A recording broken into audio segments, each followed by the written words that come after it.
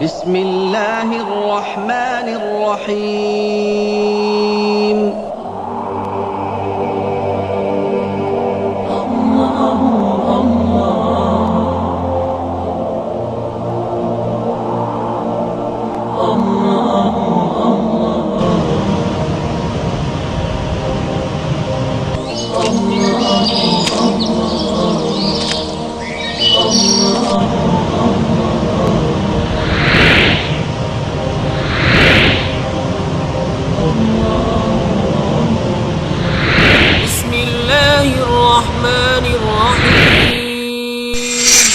كنتم خير أمة أخرجت للناس تأمرون بالمعروف وتنهون عن المنكر. تم بہتر ان سب امتوں میں جو لوگوں میں ظاہر ہوئیں، بھلائی کا حکم دیتے ہو اور برائی سے منع کرتے ہو. بسم اللہ الرحمن الرحیم.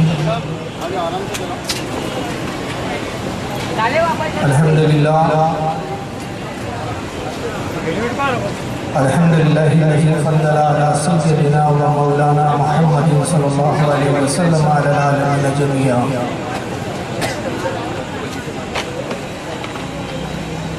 وأقامه يوم القيامة للمذنبين المتلبسين الخطائين الحالقين شفيعا. فصلى الله تبارك وتعالى عليه وعلى كل من هو محبوب ومرجو لديه صلاة تبقى وتدوم بدوام الملك الحي القيوم. ونشهد لا إله إلا الله وحده لا شريك له ونشهد أن سيدنا ومولانا محمدا عبده ورسوله بالهدى ودين الحق أرسله. أعوذ بالله من الشيطان الرجيم. بسم الله الرحمن الرحيم. يا أيها الذين آمنوا اتقوا الله وكونوا مع الصادقين. صدق الله العظيم. إن الله وملائكته يصلون على النبي يا أيها الذين آمنوا صلوا عليه وسلموا تسليما. اللهم صل على سيدنا مولانا جد الحسن والحسين وعلى آله وأصحابه وبارك وسلم. صلاۃ و سلام علیک یا رسول اللہ صلی اللہ تعالیٰ علیہ وسلم.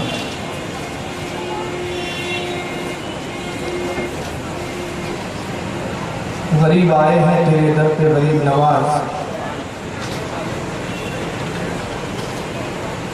غریب آئے ہیں تیرے در پہ غریب نواز. کرو غریب نوازی میرے غریب نواز. اور تمہارے در کی یہ کرامت بارہا دیکھی. تمہارے در کی یہ کرامت بارہا دیکھی. غریب آئے اور ہو گئے غریب نواز.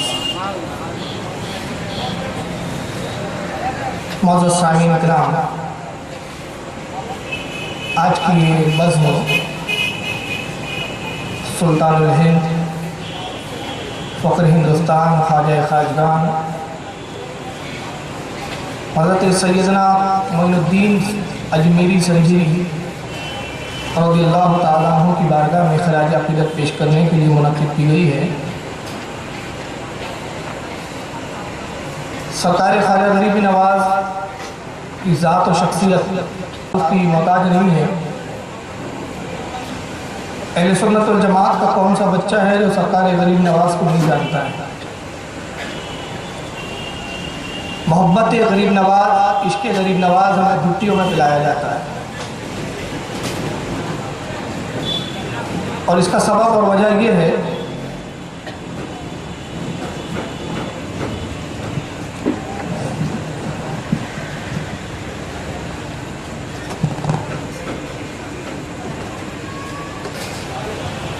کیا وجہ ہے کہ ہم ہر سال سرکاری غریب نواز کا تذکرہ کرتے ہیں، ان کا ذکر کرتے ہیں. ہمارے وہ رشتہ دار نہیں ہیں، ہمارا کوئی خاندانی تعلق نہیں ہے. تو پھر سبب کیا ہے؟ سبب صرف اتنا سا ہے کہ سرکار خواجہ غریب نواز نے ہمیں ایمان اور اسلام دیا. اگر سلطان الہند کی ذات ہندوستان کی سرزمین پہ تشریف نہ لاتی تو آج ہم کفر و شرک میں مبتلا ہوتے. سرکار غریب نواز نے ہندوستان کے لوگوں پر وہ احسان عظیم فرمایا کہ جو ایک باپ اور ایک ماں بھی نہیں کر سکتے. اس لیے کہ باپ اور ماں باپ تو پیدا کر دیتے ہیں، زندگی میں پالتے پوستے ہیں، پرورش کرتے ہیں، لیکن مرنے کے بعد جو آخرت کی اصل زندگی ہے، جو ہمیشگی کی زندگی ہے، اس ہمیشگی کی زندگی میں آرام و سکون کا سامان جنہوں نے میسر کرایا ہے وہ حضرت معین الدین اجمیری کی ذات گرامی. سلطان الہند پہ بہت کچھ آپ سنتے ہیں علماء سے، اور چونکہ بیان مجھے بہت زیادہ کرنا ہے، خواہشات یہ ہے کہ تفصیلات بتائی جائے غریب نواز کے بارے میں،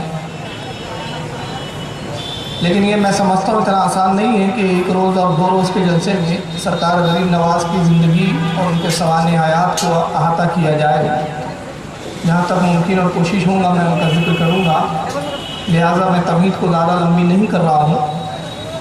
میں بالکل ان شارٹ اپنے عنوان پر آتے ہوئے آپ کو بتانا چاہتا ہوں اور تاریخ کے حوالے سے آپ کے گوشہ گزار کی بات کر دینا چاہتا ہوں کہ ہندوستان میں سلسلہ چشت کا احسان سب سے زیادہ ہے. یہ تو ہندوستان کی زمین پر سلسلہ قادریہ بھی ہے، نقشبندیہ بھی ہے، سہروردیہ بھی ہے، لیکن سلسلہ چشتیہ کا جو احسان مسلمانان ہند پر ہے وہ احسان سب سے زیادہ بلند و بالا ہے. آپ کے لفظ سنتے ہیں سلسلہ چشت، تو اس کی وجہ تسمیہ کیا ہے؟ یہ چشتی ہم جو لفظ استعمال کرتے ہیں اس سلسلے کے بزرگوں کے نام کے بعد، تو اس کا سبب کیا ہے؟ آخر خواجہ معین الدین چشتی کیوں کہتے ہیں، خواجہ عثمان چشتی کیوں کہتے ہیں، نظام الدین چشتی کیوں کہتے ہیں، نصر الدین چشتی کیوں کہتے ہیں؟ اس سلسلہ چشتیہ کے جو بزرگان دین ہیں، تو یہ چشتی جو کہلائے اس کی وجہ کیا ہے، اس کا سبب کیا ہے؟ میں تاریخ کے حوالے سے بتاؤں کہ اس سلسلے میں ایک بزرگ آتے ہیں جو اپنے وقت کے امام، اپنے وقت کے زہد و تقویٰ کے پیشوا، اپنے وقت کے شیخ المشائخ، جن کا نام تاریخ اسلام میں شیخ علوم ممشاد رحمۃ اللہ تعالیٰ علیہ آتا ہے. اور اس سے پہلے کے اگر بزرگوں کا آپ جائزہ لیں گے تو حضرت ابراہیم ابن ادھم اس سلسلے میں ہے، خواجہ حسن بصری ہے، اس میں بڑی بڑی جلیل القدر شخصیات ہیں. لیکن میں ذکر وہاں سے شروع کر رہا ہوں کہ حضرت شیخ علوم ممشاد رحمۃ اللہ تعالیٰ علیہ جو اپنے وقت کے بہت بڑے ولی کامل تھے، بغداد میں ان کا قیام ہے. اور یہ زمانہ وہی ہے کہ جس زمانے میں سرکار غوث اعظم جیسی شخصیت جلوہ گر ہونے والی ہے. سرکار غوث پاک سے کچھ پہلے کا زمانہ، اپنے وقت کے زہد و تقویٰ کے امام مانے جاتے تھے حضرت شیخ علوم ممشاد رحمۃ اللہ تعالیٰ علیہ. ان کی بارگاہ میں نشاپور کا ایک نوجوان حاضر ہوتا ہے، اور نشاپور کا یہ نوجوان جو آ رہا ہے یہ اپنے وقت کا امام وقت ہے، عالم دین ہے، عالم باعمل ہے، متقی و پرہیزگار ہے، علوم حدیث، علوم فقہ پہ مہارت تامہ رکھتا ہے. جب بارگاہ شیخ حضرت علوم ممشاد کی خدمت میں پہنچتا ہے، عرض کرتا ہے کہ حضور علم ظاہر کو میں نے حاصل کر لیا، علم باطن کے اصول کے لیے آپ کی بارگاہ میں حاضر ہوا. علم کی آگاہی اور اس کی گہرائی کی حقیقت شناسی کے لیے میں آپ کی خدمت میں حاضر ہوا. میں آپ کی غلامی میں آنا چاہتا ہوں، آپ مجھے مرید فرمائیے. حضرت شیخ علوم ممشاد رحمۃ اللہ علیہ نے مرید فرمایا اس نوجوان کو جو نشاپور کا نوجوان تھا، اور پھر اس کے بعد ارشاد فرمایا کہ نوجوان تمہارا نام کیا ہے؟ انہوں نے کہا حضور میرا نام ابو اسحاق شامی ہے، اس لیے کہ میں ملک شام میں پیدا ہوا جس کو آپ سیریا کہتے ہیں. ملک شام میری پیدائش ہے، اس کی نسبت سے میں اپنے نام کے آگے ابو اسحاق شامی لگاتا ہوں.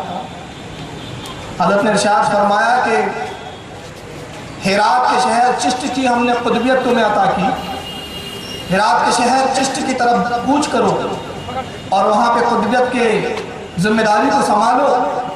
اور اس شہر کی چونکہ ہم نے تمہیں قطبیت عطا کی، وہاں کی ولایت عطا کی، لہٰذا اس گاؤں اور اس قصبے کی مناسبت سے آج سے تمہارا نام ابو اسحاق شامی نہیں بلکہ ابو اسحاق چشتی ہوگا. چشت یہ ہرات کا ایک شہر ہے اور ہرات کا پرانا نام ہے. اب یہ شہر افغانستان میں شامل ہو چکا ہے، اس وقت یہ افغانستان میں آتا ہے. یہ علاقہ اس کا قصبہ ہے چشت.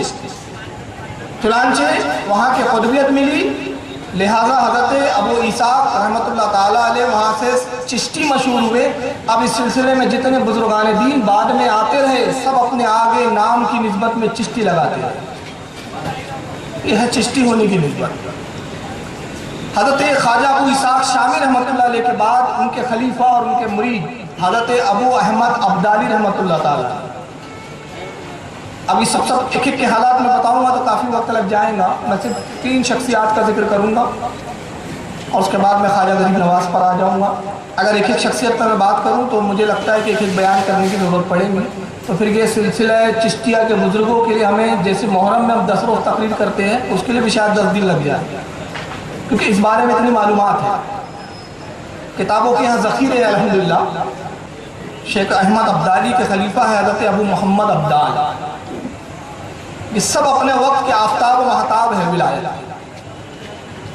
اور سب اپنے وقت کے وہ ہیں کہ جن کی تاریخ آپ پڑھیں تو ایک زرین باب ہے یہ تاریخ اسلام، ان کی خدمات، اور کل میں انشاءاللہ بتاؤں گا کہ سلسلہ چشتیہ کی ہندوستان میں کیا خدمات رہی ہے اور آج اس خدمات کا کتنا مذاق اڑایا جا رہا ہے، اور لوگ غریب نواز کی اس خدمات کے متعارف نہیں ہیں، کچھ لوگ، کچھ جماعتیں، کچھ فرقے، کل میں انشاءاللہ دکھاؤں گا آپ کو۔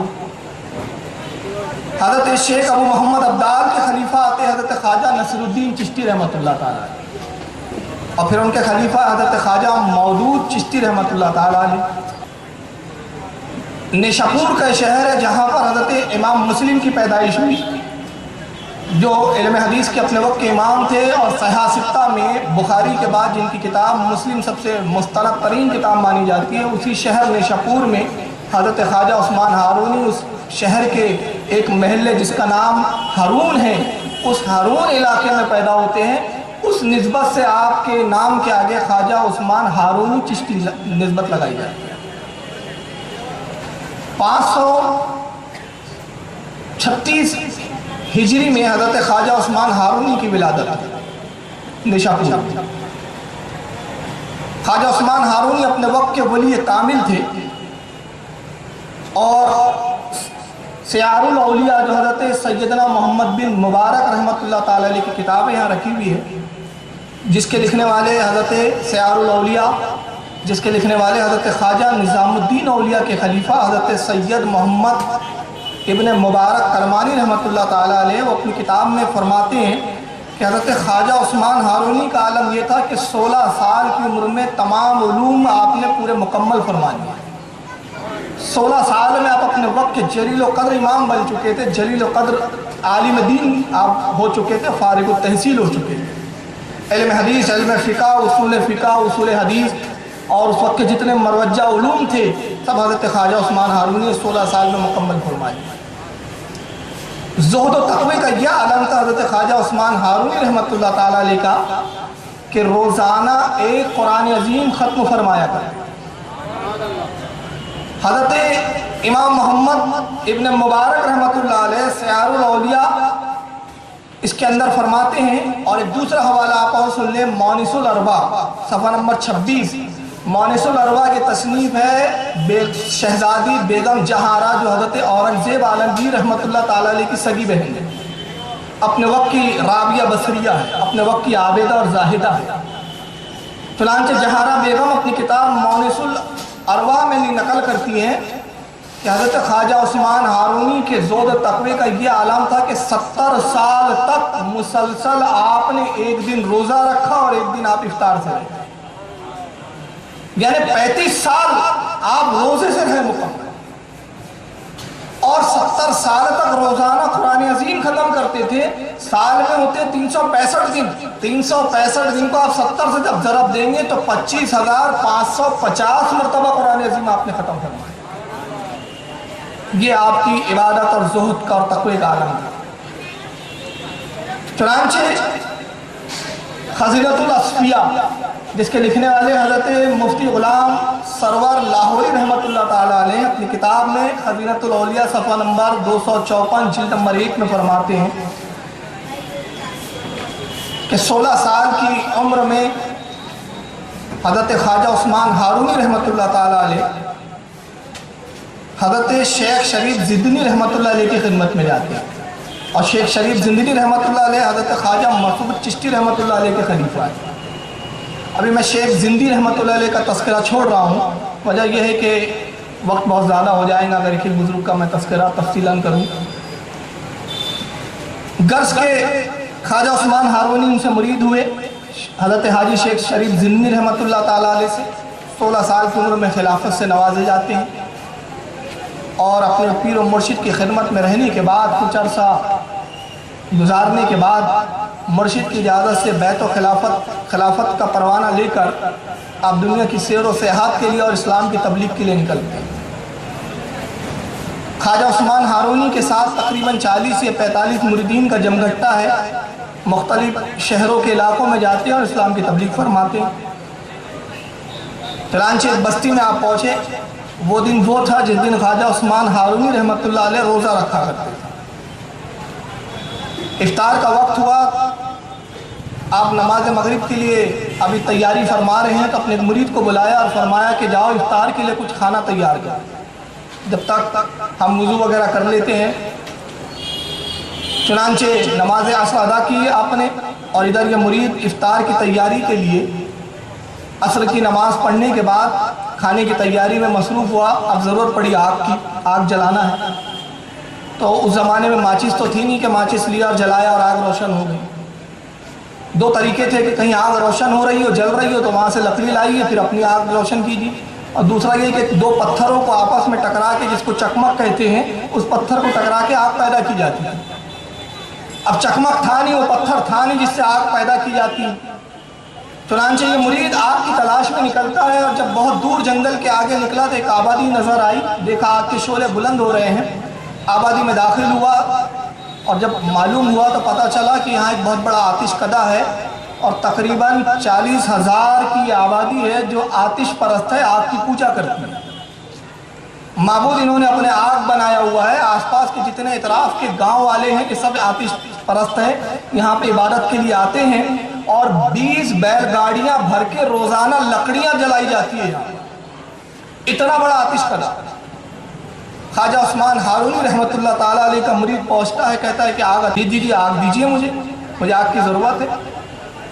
تو جو لوگ وہاں پرستش کر رہے تھے، عبادت میں مصروف تھے آگ کی، انہوں نے کہا ہمارا مکھیا وہ کھٹیا کے اوپر بیٹھا ہوا ہے، اس سے مانگو، ہمیں اجازت نہیں ہے کہ ہم اس آگ میں سے کچھ دیں۔ بہرحال المختصر وہ مکھیا کے پاس پہنچا، جس کا نام تاریخ میں مکشیہ آتا ہے۔ مکشیہ سے کہتا ہے کہ مکھیا جی آپ آگ عطا کر دیجئے۔ انہوں نے کہا نہیں، ہم یہ آگ نہیں دے سکتے، اور آگ اس لیے نہیں دے سکتے کہ یہ آگ ہماری معبود ہے، جس کی ہم عبادت کرتے ہیں، اس کے جز کو، اس کے حصے کو ہم کیسے تجھے دے سکتے؟ یہ ہمارے معبود کی توہین ہے، یہ ہماری عبادت کے آداب کے خلاف ہے، ہم آگ نہیں دے سکتے۔ چنانچہ یہ ہوا کہ مرید ناکام اور مایوس لوٹا، ادھر خواجہ عثمان ہارونی عصر کی نماز سے فارغ ہو چکے تھے۔ ارشاد فرمایا کیا ہوا؟ کھانے کی تیاری نہیں ہوئی؟ عرض کیا حضور کیا کریں، آگ کا انتظام نہیں ہوا، پاس ہی آتش پرستوں کی آبادی ہے، لیکن عالم یہ ہے کہ وہ آگ دینے کے لیے تیار نہیں ہے۔ آپ فرماتے آؤ ہمارے ساتھ چلو، ہم تجھے آگ دلوا دیتے ہیں۔ اب سرکار خواجہ عثمان ہارونی رحمۃ اللہ تعالیٰ علیہ اپنے مریدوں کے ساتھ تشریف لے جاتے ہیں، مکھیا کے قریب پہنچے اور مکھیا سے کہا کہ اے مکھیا، یہ آگ تمہیں دینے میں کیا اعتراض ہے؟ تھوڑی سی آگ دے دو، اس میں تمہارا کیا جائے گا؟ کہتا حضور ہم یقیناً آپ کو دے دیتے، ہمارا یہ عمل کسی تعصب کی بنا پر نہیں ہے بلکہ احترام کی بنا پر ہے، اور احترام ہم اپنی اس معبود کا کرتے ہیں، آگ کا کرتے ہیں جس کی ہم عبادت کرتے ہیں۔ ہم اس کو دے نہیں سکتے، اس کا کوئی جز آپ کو عطا نہیں کر سکتے، یہ ہمارے معبود کی بے ادبی ہے۔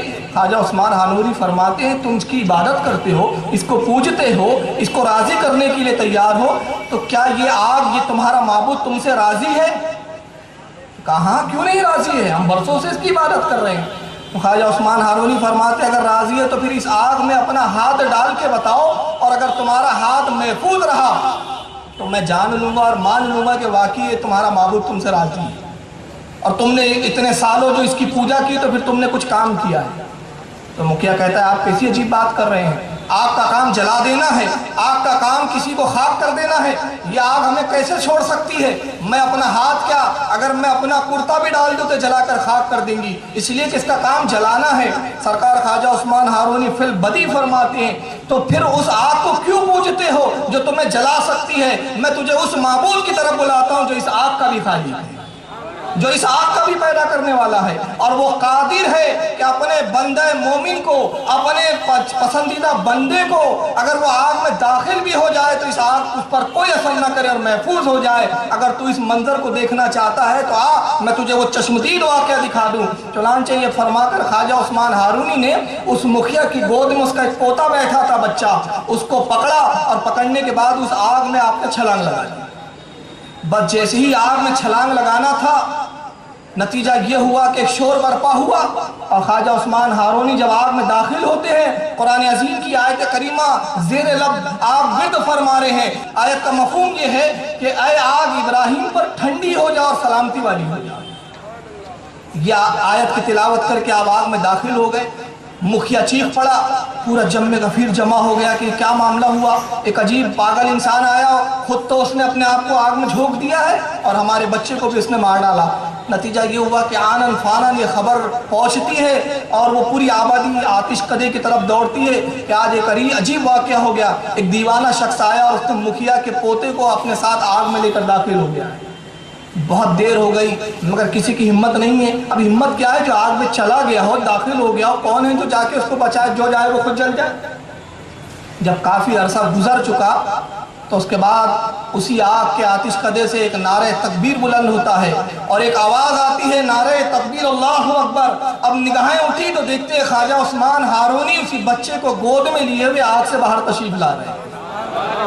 اس کے بعد فرمایا دیکھ، جب لوگوں نے دیکھا تو خواجہ عثمان ہارونی کو اس آگ نے جلانا تو بڑی دور کی بات ہے، آپ کا لباس اور آپ کے امامے کا ایک تار بھی نہیں جلا تھا۔ فرمایا اس رب کی کیوں نہیں عبادت کرتے جس نے مجھے یہ قوت اور طاقت عطا فرما دی کہ یہ آگ میرا کچھ نہ بگاڑ سکی۔ آؤ اس خداوند قدوس کی طرف جو اس آگ کا بھی خالق ہے، جو تمہارا بھی پیدا کرنے والا ہے، تمہارے پہلے والوں کا بھی پیدا کرنے والا ہے اور جو بعد کا بھی پیدا کرنے والا ہے۔ آؤ اس معبود کی طرف۔ جیسے ہی آپ نے تبلیغ فرمائی، پوری قوم سجدہ ریز ہوتی ہے اور کہتی ہے خواجہ عثمان ہارونی ہم نے مان لیا کہ جس کی قوتوں کا یہ عالم ہے کہ آگ اس کو نہ جلائے، اس کے پروردگار کی قوتوں کا کیا عالم ہوگا۔ وہی اسلام سچا ہے، یہی مذہب حق ہے۔ آئیے ہمیں اسلام میں داخل فرما لیجئے۔ پوری 40,000 کی آبادی اسلام میں داخل ہو جاتی ہے۔ سرکار خواجہ عثمان ہارونی نے اس مکھیا کا نام عبداللہ رکھا اور اس جماعت کا اس کو مکھیا برقرار رکھا، اور اس کے بعد ایک نگاہ فیض جو ڈالی ہے تو یہ عبداللہ جو کل تک آتش پرست تھا وقت کا ولی کامل بن چکا ہے۔ اور اس کے بعد فرماتے کہ اس قوم میں تجھے ان کی رہنمائی اور ان کی تربیت کے لیے چھوڑتا ہوں، تجھے سارے علوم عطا کر دیے گئے ہیں، ظاہراً بھی علوم دے دیے گئے، باطناً بھی علوم دے دیے گئے۔ اس قوم کی تربیت اور اس کو نصیحت کر، اور اس پوتے کو جس کو آپ لے کر داخل ہوئے تو اس کا نام آپ ابراہیم رکھتے ہیں، اور وہ آتش کدہ جہاں برسوں سے آگ روشن تھی اس آتش کدے پہ ایک عالیشان مسجد تعمیر فرمائی۔ یہ خواجہ عثمان ہارونی رحمت اللہ تعالیٰ علیہ کون ہے؟ یہ سرکار غریب نواز کے پیر و مرشد ہے۔ تو یہ پیروں کا سلسلہ ہے۔ آئیے ذرا ایک اور میں یاد آ رہا ہے، حالانکہ چاہ رہا تھا کہ چھوڑ دوں لیکن دل چاہتا نہیں کہ چھوڑوں کیا پکڑوں، یہ مشکل ہے میرے لیے۔ ایک بزرگ ہے حضرت خواجہ شریف زندنی رحمت اللہ علیہ، میں نے بھی نام لیا۔ ان کا عالم کیا ہے؟ جنگل میں ویرانے میں رہتے، آبادی سے دور، امیروں سے محبت نہیں، پیسے والوں کی طرف راغب نہیں ہوتے، کوئی آتا ہے نذرانہ دیتا ہے تو قبول نہیں فرماتے، سادگی زندگی ہے، دن میں روزہ رکھتے ہیں، رات میں عبادت کرتے ہیں۔ حاجی شریف زندنی رحمت اللہ تعالیٰ وقت کا ایک امیر قبیر شخص حاضر بارگاہ ہوتا ہے، ساتھ میں غلاموں کا جم غفیر ہے، دست بوسی کی، اور اس کے بعد کچھ سونے اور چاندی کے سکوں کی تھیلیاں حضرت کی طرف بڑھاتا ہے۔ حضور یہ میری طرف سے نظر قبول فرمائی۔ ارشاد فرمایا کیا ہے؟ کہا حضور یہ حقیر سا تحفہ ہے۔ کہا ہاں تحفہ تو ہے لیکن اس میں ہے کیا؟ کہا حضور اس میں سونے کے سکے ہیں۔ حضرت حاجی شریف زندنی رحمت اللہ علیہ فرماتے کیا تجھے درویشوں سے نفرت ہے یا ان سے کوئی دشمنی ہے؟ کہا حضرت میں آپ کا مطلب نہیں سمجھا۔ فرمایا دنیا اور دولت درویشوں کے لیے دشمن کی مانی ہے، یہ درویش کو تباہ و برباد کر دیتی ہے، جا اس دولت کو لے جا، یہ دولت کی ہمیں کوئی حاجت نہیں، آپ کو یہ تو قبول کرنا چاہیے۔ آپ نے فرمایا کہ ہمیں اس کی ضرورت نہیں۔ پھر اصرار کیا، آپ انکار فرماتے رہے، اصرار بڑھتا رہا، انکار فرماتے رہے۔ حاجی شریف زندنی رحمت اللہ تعالیٰ علیہ آبادی آبادی سے دور جنگل میں رہا کرتے تھے، آبادی نہیں ہے وہاں پر۔ جب یہ بار بار اصرار بڑھا، اب آپ پر جلال کی کیفیت طاری ہوئی، ہاتھ پکڑتے ہیں، باہر تشریف لاتے ہیں اور لانے کے بعد فرماتے ہیں تو ہمیں دنیا کی دولت کیا دکھاتا ہے، دیکھ اب جیسے ہی نگاہ اٹھائی جہاں تک نگاہ جاتی ہے پوری زمین اور پورا صحرا سونے کی نہر بن چکا ہے اور سونا نہر کی مانند بہتے ہوئے نظر آتا ہے۔ کہتے اللہ نے ہماری ٹھوکروں میں وہ طاقت دے دی ہے کہ ہم زمین پہ ٹھوکر مار دے تو وہ سونا بن جاتی ہے، یہ دولت تو ہمیں کیا دکھا رہا ہے۔ وہ معافی مانگتا ہے اور اس کے بعد کہتا ہے حضور مجھے اپنی طرح بنا لیجئے، اور ترک دنیا کر کے حضرت کی غلامی میں آتا ہے۔ حاجی شریف زندنی رحمت اللہ علیہ پیر و مرشد خواجہ عثمان ہارونی کے یعنی غریب نواز کے دادا پیر، تو جس کا دادا پیر یہ، جس کا پیر و مرشد اتنے بلند پائے کا، اور حضرت ابراہیم ابن ادھم جو دادا لکڑ دادا پیر ہے ان کا ذکر کروں تو بہت وقت لگے گا، میں سمجھتا ہوں 4 سے 5 مجلسیں چاہیے ابراہیم ابن ادھم کے لیے۔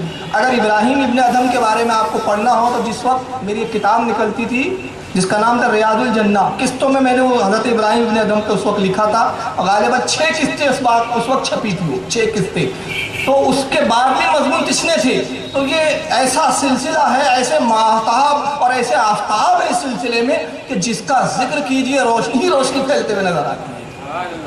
حضرت خواجہ غریب نواز رضی اللہ تعالیٰ عنہ کا جو زمانہ ہے وہ زمانہ ہے کہ جب اسلامی حکومت میں سلجوتی جس کو ایک خاندان کہا گیا اس کی حکومت تھی۔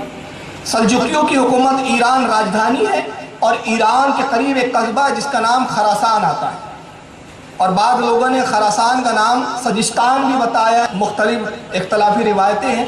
خراسان پر ایک زیادہ اتفاق ہے، خراسان کا ایک قصبہ ہے، ایک محلہ ہے جس کا نام ہے سنجر، یہاں ایرانیوں کی حکومت۔ ایک دن یہ ہوتا ہے کہ کچھ لوگوں نے یہاں پر بغاوت کی سنجر میں، اور خراسان میں جب بغاوت ہوئی تو ایران کے سلطان نے اپنے ایک جرنل کو بھیجا، جاؤ اس بغاوت کو دبا کر آؤ۔ چنانچہ وہ پہنچا جرنل، لیکن وہ بغاوت کو نہیں دبا پایا، شکست ہوئی اور خراسان کے لوگوں نے مار کاٹ کے بھگا دیا۔ دوسرے پھر ایک سردار کو بھیجا سلطان نے ایران کا، سلجوکی شہنشاہ نے بھیجا، وہ بھی شکست ہوا۔ آخر میں مجبور ہو کے اپنے بھائی جس کا نام سنجر ہے، اب یہ سنجر اس کا نام کیوں تھا وہ میں بعد میں بتاؤں گا، سنجر کو بھیجتا ہے کہ جاؤ خراسان کی بغاوت کو دبا دو۔ سنجر نکلا، 20,000 کی بڑی فوج ہے اس کے پاس، بڑا بہادر اور قوی، بڑے مضبوط باہوں کا مالک، تلوار کا دھنی، تیر اندازی کا شہنشاہ، اپنے وقت کا ایک کوہ ہمالہ ہے، طاقت کے عالم۔ چنانچہ یہ سنجر نکلتا ہے، ایک جگہ پڑاؤ ڈالا تو اللہ کی قدرت ایسی ہوئی کہ اس پوری 20,000 کی فوج میں ہیضہ پھیل گیا، اور اس زمانے میں آج ہیضہ کا علاج ہو جاتا ہے، اس زمانے میں نہیں ہوتا تھا۔ اس زمانے میں جب ہیضے کی وبا پھیلتی تھی تو آبادی کی آبادی ختم ہو جاتی تھی، تباہ و برباد ہو جاتی تھی، مرنے لگتے تھے لوگ، اور بچانے کی کوئی صورت نہیں۔ بس احتیاط کا یہ پہلو ہوتا تھا کہ جہاں ہیضہ پھیلا ہے آپ اس آبادی میں جائیے مت، اور اس شخص کو جہاں ہیضہ پھیلا اس کو دوسری آبادی میں آنے مت دیجیے، یہی اس وقت کا طریقہ تھا بچاؤ کا، باقی کوئی طریقہ نہیں۔ سنجر بہادر تھا مگر ساتھ ہی رحم دل بھی تھا، تو اس نے کہا کہ خراسان کی بغاوت کے لیے ہم دبانے کے لیے جا رہے تھے، مگر اللہ نے یہ عذاب ہم پہ نازل کیا کہ ہم میں ہیضہ پھیل گیا، لہذا میں نہیں چاہتا کہ خراسان ہم جائیں اور وہاں کی آبادی میں بھی ہیضہ پھیلائے، بس اس جنگل اور ویرانے میں قیام کرو اور یہیں پر اپنی موت کا انتظار کرو۔ اگر ہم کسی کو بچا نہیں سکتے تو کسی کو مارنا بھی نہیں چاہیے، ہم اب کسی آبادی میں نہیں جائیں۔ 20,000 کی یہ فوج نے پڑاؤ ڈال دیا، روزانہ 20، 25، 30، 100، 150 مر رہے ہیں، وہیں اٹھاتے وہیں دفن کرتے، علاج کی کوئی تدبیر نہیں۔ اب ساتھ میں جو حکیم تھے، جو اطباء تھے، طبیب تھے، جو فوج کے ساتھ چلتے تھے، وہ حکیم بھی مر چکے، اب جو رہی سہی تھوڑی بہت امید تھی وہ بھی ختم۔ نوبت یہاں تک آ گئی کہ سنجر جو یہ سردار تھا، سلطان کا بیٹا، ایران کے شہنشاہ کا بھائی، بیٹا نہیں بھائی معاف کرنا، سلطان کا بھائی، نتیجہ یہ ہوا کہ اس کو بھی ہیضہ ہوا، الٹیاں ہونا شروع ہوئی۔ تبھی کچھ دور پر ایک گرد و بار اٹھتا ہوا نظر آتا ہے، نظر دوڑائی تو معلوم ہوا کہ کوئی تاجروں کا قافلہ ہے جو خراسان کی طرف جا رہا ہے۔ راستہ ہوئی، سنجر نے ایک شخص کو بلایا، اپنے خادم کو کہا دوڑ جا کے اس قافلے والے سے کہو کہ ادھر نہ آنا، راستہ بدل دو۔ کہیں ایسا نہ ہو کہ یہاں سے گزرو تم میں بھی حیضہ پھیل جائے۔ سپاہی دوڑا اور جانے کے بعد دور سے چلاتا ہے لوگوں واپس جاؤ، پاس میں کچھ ایک لشکر ہے، لشکر جرار حیضے کی بلا میں مبتلا ہے، لوٹ جاؤ، کہیں ایسا نہ ہو کہ تم بھی ہلاک ہو جاؤ۔ کئی 100 ہم میں مر چکے ہیں افراد۔ اس لشکر میں سے ایک نوجوان باہر نکلتا ہے، حسین و جمیل چہرہ، خوبصورت لباس، خوبصورت زلفیں، سنت کے مطابق لباس ہے، سر پہ امامہ ہے، زلفیں کانوں تک لٹک رہی ہے، حسن و جمال کا ایک پیکر۔ نوجوان آگے بڑھتا ہے، کہا کہ کہاں ہے وہ فوج؟ کہا آپ لوٹ جائیے۔ کہا میں لوٹنے کے لیے ہی نہیں آیا ہوں، جب میں قدم آگے بڑھا دیتا ہوں تو پیچھے نہیں لیتا۔ کہا آپ چاہتے کیا ہے؟ کہا مجھے اپنے سردار سنجر سے ملاؤ۔ کہا کہ نہیں، انہوں نے منع کیا ہے، آپ کو حیضہ ہو جائے گا، آپ مر جائیں گے۔ کہا میں تنہا چلوں گا اور یہ جتنا لشکر ہے میرا یہ جو تاجروں کا قافلہ ہے یہ نہیں چلے گا، یہیں رہیں گا، میں تنہا چلتا ہوں۔ اگر بلا آئے گی تو میں تنہا اس کو جھیلنے کے لیے تیار ہوں، تم کیوں فکر کرتے ہو؟ جب اس نوجوان نے اصرار کیا تو یہ سپاہی نے ساتھ لے لیا، سنجر کے پاس لے کے پہنچتا ہے تو سنجر کہتا ہے نوجوان تم نے کیوں تکلیف کی؟ کیا تمہیں اس بات کا ڈر نہیں ہے کہ یہ حیضہ تمہیں بھی لگ جائے؟ نوجوان مسکراتا ہے، کہتا ہے کہ کیا ایک گلاس پانی مل سکتا ہے، ایک پیالہ پانی؟ کہا یہاں کا پانی بھی مت پیجیے آپ، یہ پانی وہ ہے جس کو حیضے کے مریضوں نے چھوا ہے، اس کو یہ حیضے کا جو مریض ہے یہ سب چھو رہے ہیں، اس پانی کو پی رہے ہیں، آپ مت پیجیے۔ نوجوان نے کہا نہیں مجھے لا کے دو پانی، انشاءاللہ مجھے کچھ نہیں ہوگا۔ ایک گلاس پانی لا کر دیا، نوجوان نے ایک گھونٹ پیا، پینے کے بعد کچھ پڑتا اور اس پہ پھر دم کر دیا، اور فرماتے ہیں اس کے بعد وہ نوجوان کہ تمہارے پاس جو پانی کے ذخیرہ ہے، جس برتن میں پانی رکھے یہ پانی اس میں ملا دو اور پورے لشکر کو ایک ایک گھونٹ جتنا میسر آتا ہے سب پلا دو۔ کہا اس سے ہوگا کیا؟ کہا دیکھیے تو وہ جو نوجوان نے گھٹ پانی پیا اور وہ ایک پیالہ پانی پھر اس پورے پانی میں ملایا گیا، اور جب پورے لشکر میں پانی تقسیم کیا جاتا ہے، جیسے ہی جس کے شکم میں پانی جاتا ہے حیضے کی بیماری سے وہ شفا یاب ہوتے نظر آتا ہے۔ دیکھتے ہی دیکھتے پورا لشکر صحت مند ہو گیا۔ سنجر نے جب یہ دیکھا تو بڑا خوش ہوا، قیمتی زیورات، قیمتی کپڑے سب لے کر حاضر کرتا ہے، نوجوان تم نے ہم سب کی جانیں بچائی، یہ قبول کرو۔ آپ فرماتے مجھے اس کی کوئی ضرورت نہیں، میرا رب مجھ سے راضی ہو جائے، یہی میرے لیے کافی ہے۔ نوجوان اپنا تعارف تو بتاؤ، کون ہو جس کی زبان میں اللہ نے یہ تاثیر رکھی ہے؟ کون ہو کہ جس کے پانی پینے کی تاثیر یہ ہے؟ میں اس پانی کو جھوٹا نہیں کہوں گا کہ اس پانی کی بے ادبی ہے، اس لیے کہ مومن کا جھوٹا جھوٹا نہیں ہوتا۔ یہ تو ولی کامل ہے جس نے وہ اپنے لب لگائے ہیں، جس کے لبوں کی تاثیر یہ ہے کہ وہ جس پانی کو چھو دے وہ پانی شفا والا بن جائے۔ نوجوان کون ہو؟ نوجوان اپنا نام بتاتا ہے، میرا نام سید کمال الدین کا بیٹا غیاث الدین ہوں، یہی ہے سرکار غریب نواز کے والد گرامی، جس کے باپ کا یہ عالم ہے۔ یہ پورا خاندان آفتاب و محتاب ہے۔ میں کہا نا کہ کس کا انتخاب کرو اور کس کو چھوڑ دو۔ یہ غیاث الدین نوجوانی کے عالم میں لشکر کی جان بچاتے ہیں۔ آپ نے فرمایا سنجر تیرا نام سنجر کیوں ہے؟ تو کہتا ہے کہ میرا نام سنجر اس بنا پر ہے کہ میرے والد نے خراسان پر جب حملہ کیا تھا اس کو قبضے میں لینے کے لیے، تو یہاں پر ایک بزرگ ہوا کرتے تھے، اس بزرگ نے میرے والد کو سمجھایا اور کہا کہ جنگ کرنے کی ضرورت نہیں ہے، اگر آپ انصاف پسند ہے تو میں خراسان کے حاکم سے گفتگو کرتا ہوں، علاقہ ہم ویسے ہی سونپ دیں گے۔ لہٰذا بغیر جنگ کے علاقہ سونپ دیا گیا تھا۔ والد گرامی اس سے بڑے خوش ہوئے اور اس علاقے کو انہوں نے بغیر تلوار کے فتح کیا تھا، لہٰذا اس علاقے سے ان کو زندگی کے آخری لمحوں تک اتنی محبت رہی کہ جب میری ولادت ہوئی تو اسی علاقے کی نسبت سے میرا نام سنجر لگ گیا۔ تو آپ نے کہا کہ وہ کون بزرگ تھے جنہوں نے یہ معاہدہ کروایا تھا اور مسلمانوں میں آپس میں جنگ کرنے سے روک دیا تھا ایک دوسرے کو؟ انہوں نے کہا کہ وہ بزرگ کا حلیہ یہ ہے۔ تو حضرت غیاث الدین فرماتے وہ میرے والد گرامی سید کمال الدین تھے، اس بنا پہ وہ سنجر تھا۔ تو سرکار غریب نواز کے والد حضرت غیاث الدین، اسی سنجر کی سرزمین پر سرکار غریب نواز کی ولادت 537 ہجری میں ہوتی ہے۔ آپ کی والدہ کا نام ام الورا نام تھا۔ آپ اپنی تمام بہنوں میں سب سے زیادہ حسین اور خوبصورت تھی، اس لیے گھر کے لوگ ماہ نور کہہ کر پکارا کرتے تھے۔ ماہ نور یعنی چاند کی روشنی کی مانند، جس کا حسن چاند کی طرح ہے۔ آپ فرماتی ہے ام الورا سیر الاقطاب جو ایک کتاب ہے اس کے اندر یہ واقعہ نقل کیا. اس کتاب کے مصنف ہیں حضرت علامہ مولانا الشاہ شیخ الاسلام اللہ دیا چشتی رحمۃ اللہ تعالیٰ. ان میں جتنے حوالے دے رہا ہوں یہ سب مستند کتابوں سے. تو یہ اس کتاب میں فرماتے ہیں ام الورا حضرت خواجہ معین الدین چشتی رحمۃ اللہ تعالیٰ علیہ کی والدہ کا بیان کہ وہ فرماتی ہے جب معین الدین میرے شکم میں آئے تو قسم وحدہ لا شریک کی میں اپنے شکم میں معین الدین کے کلمہ پڑھنے کی آوازوں کو سنا تھا.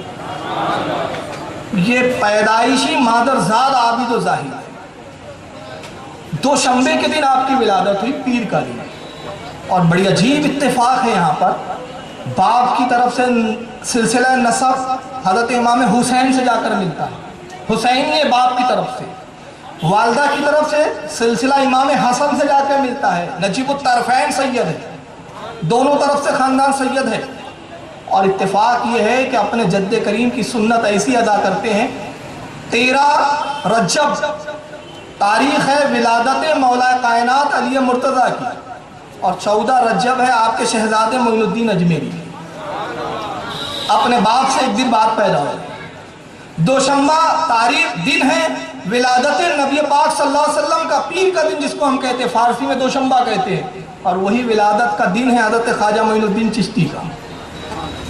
اور رضا اکیڈمی میں اس دن پروگرام ہوا تھا تو میں ایک بات کہہ گیا تھا, دل چاہ رہا ہے کہہ دوں, کیونکہ ہمارے عشق کا مرکز ہے وہ ذات, ہمارے عشق کا مرکز ہے وہ ذات. وہ کون؟ سرکار تاج الاولیاء.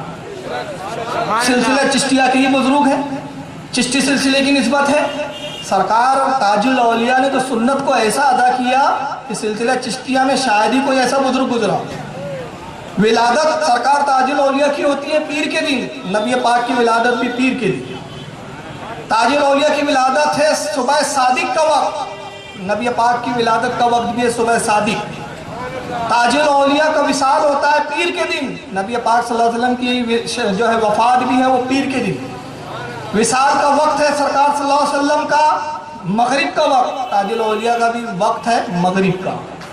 بس ایک فرق چھوڑ دیا تاج الاولیاء نے, وہ یہ کہ سرکار صلی اللہ علیہ وسلم کی زندگی کے جتنے ایام ہیں وہ ہے 63 سال غالباً 13 دن, اور تاج الاولیاء کی زندگی کے ایام ہے 63 سال 12 دن. تو اب یہاں حکمت دیکھیے. اب میں نے ایک بار غور کیا اس کو, میں جب پڑھا اور میں سوچ رہا تھا یہ ولادت کے عالمین, میں نے دل میں خیال کیا تاج الاولیاء قربان آپ کے, جب ساری چیزوں پہ سنت ادا کی تو یہاں کیوں نہیں کی؟ 63 سال 13 دن کیوں نہیں, 12 کیوں؟ فرمایا 2 عالم ارواح سے گویا جواب دے رہے ہیں, اے میرے غلام سن, اس میں بھی سنت ہے, کیونکہ میں دیکھ رہا ہوں ایک ایسا زمانہ آئے گا جو نبی سے برابری کا دعویٰ کریں گا. میں ایک دن پہلے اس لیے وصال کر رہا ہوں, باقی تو سنتیں ہو جائے اور دن نبی کے برابر نہ ہو, کہ جب میں تاج الاولیاء ہو کے نبی کے برابر نہیں ہو سکتا تو یہ پھٹیچر کا رسول اللہ کے برابر ہے. میں اولیاء کا تاجدار ہو کے نبی کی برابری کرنے کی جرت نہیں کر رہا ہوں. انہیں ہمت کیسے ہوتی ہے کہ نبی کو اپنی طرح کہتے ہیں؟ یہ عشق کی بات ہے. میں نہیں چاہتا اور وہابیوں کو ہضم ہوں گی بھی نہیں, ان کو ہضم کروانا بھی نہیں. ہم عشق کے بندے ہیں, بات کیوں بڑھائیں؟ اے عشق تیرے صدقے جلنے سے چھٹے سستے, جو آگ بجھا دیں گی وہ آگ لگائیں. ہم عشق کے بندے. اب آئیے سرکار معین الدین چشتی جو تاج الاولیاء کے سردار الاولیاء ہے, اور تاج الاولیاء کا بڑی خاص تعلق ہے غریب نواز سے, بڑی خاص نسبت ہے. یہ ایک الگ ٹاپک ہے, ابھی وہ موضوع ہی نہیں ہے, ورنہ پھر تاج الاولیاء اور نظام غریب نواز کے تعلق بتاؤں تو اس پہ 2 گھنٹے لگ جائے گا. اب کیا چھوڑیں گے. 9 سال کی جب عمر ہوتی ہے سرکار غریب نواز کی تو آپ پورے مروجہ علوم سے فارغ ہو جاتے ہیں. 9 سال کا بچہ بات نہیں کرتا, مگر غریب نواز کا عالم کیا ہے, 9 سال میں آپ فارغ التحصیل ہو گئے. علم حدیث, اصول, فقہ, جتنے علوم تھے سب سے آپ فارغ ہو. والد گرامی خود اپنے وقت کے عالم دین سے حفظ قرآن اپنے والد سے فرق کیا. والد کی وراثت میں ایک پنچکی تھی اور ایک باغ تھا انگوروں کا. 15 سال کی عمر میں سرکار غریب نواز کے والد کا وصال ہوتا ہے. بچپنے کے واقعات میں چھوڑ رہا ہوں یہاں معین الدین اجمیری کے. 15 سال میں جب وصال ہو گیا, 15 سال کی عمر تھی جب آپ کی, تو والد سے وراثت میں وہ پنچکی آئی جس میں آٹا پیسا جاتا تھا, پانی سے وہ چکی چلتی تھی, اور انگوروں کا باغ.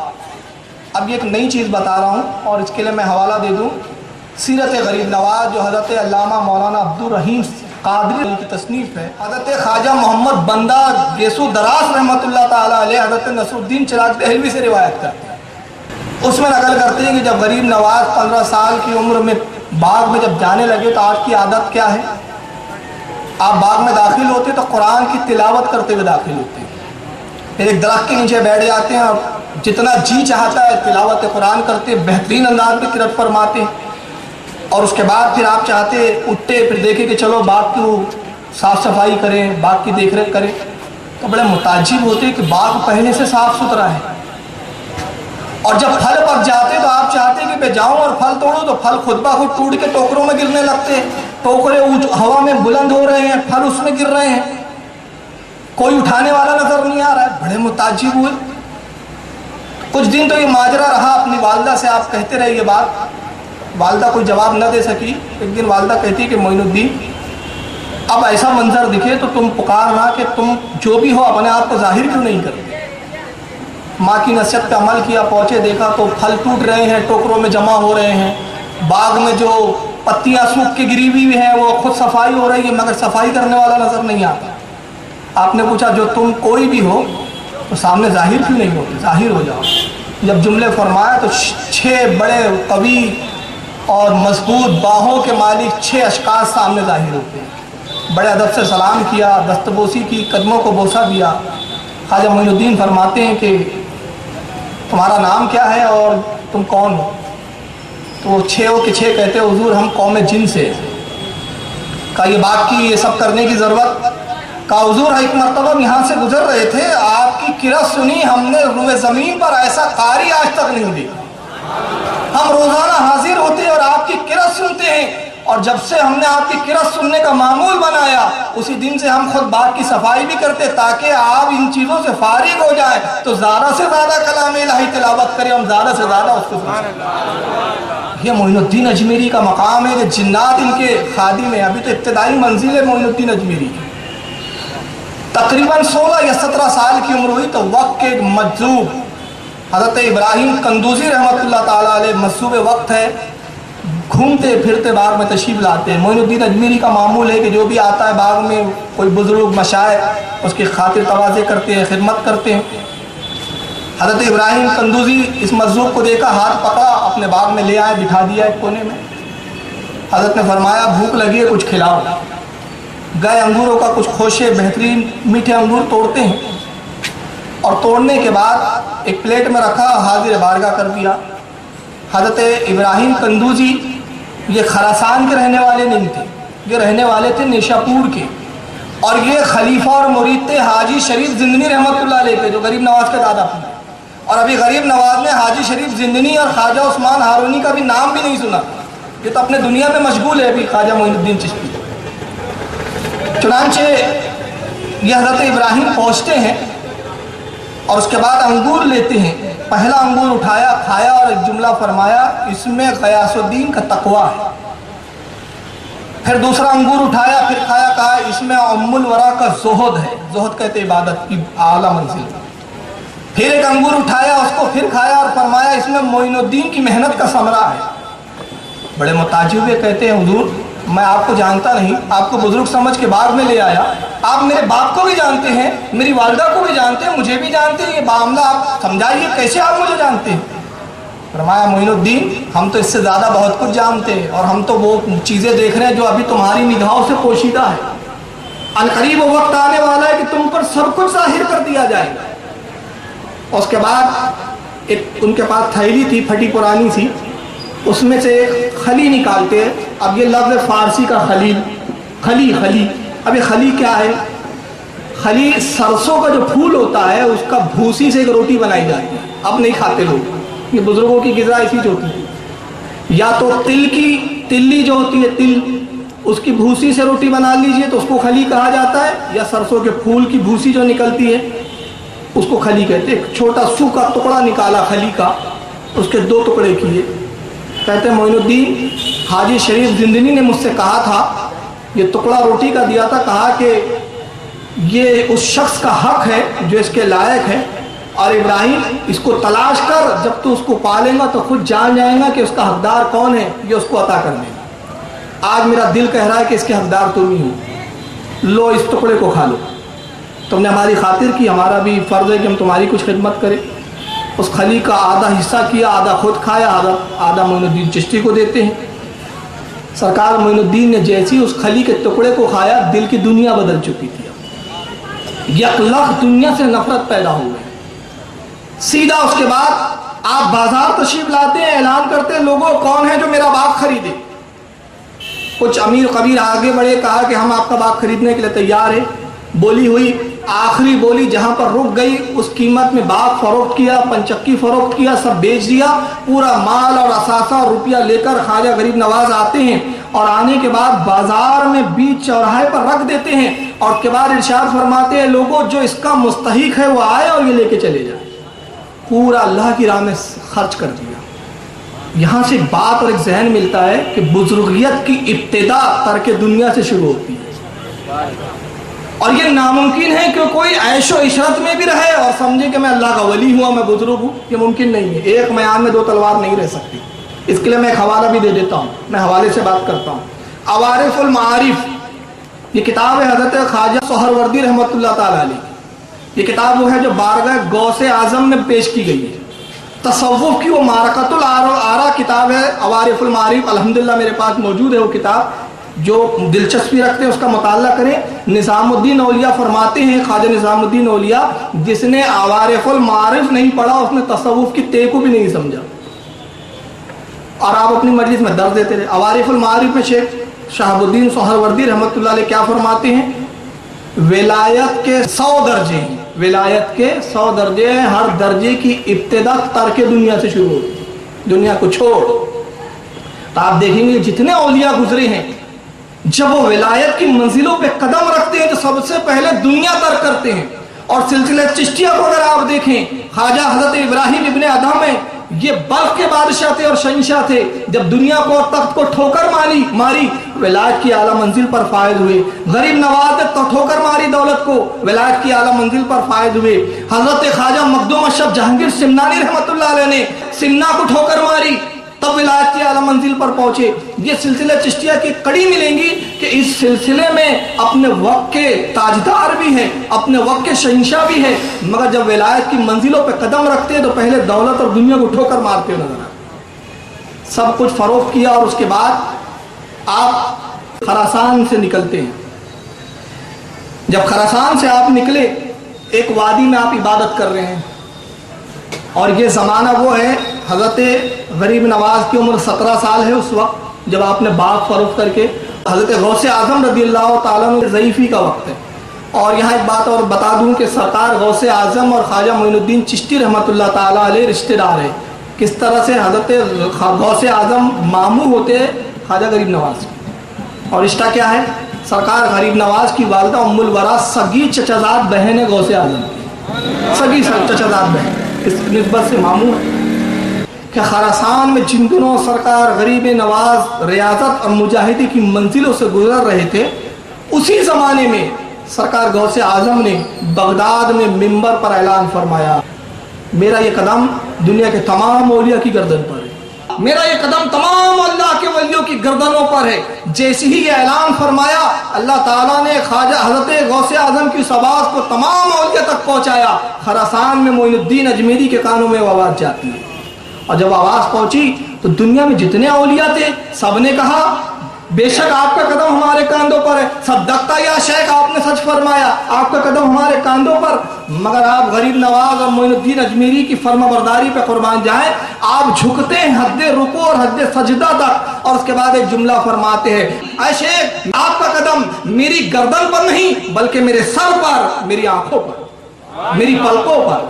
جب یہ جملہ فرمایا، خراسان کہاں ہے، بغداد کہاں ہے، بہت میلوں کا فاصلہ ہے، خواجہ غریب نواز وہاں غوث اعظم کی آواز سنتے ہیں، فرما برداری کرتے ہیں، اور وہی منظر کو غوث اعظم بغداد سے ملاحظہ کرتے ہیں، اور ارشاد فرماتے ہیں لوگوں غیاث الدین کے بیٹے معین الدین نے فرما برداری میں حد درجے مبالغہ کیا، ان قریب بارگاہ غوثیت سے ہندوستان کی ولایت سے نوازا جائے گا۔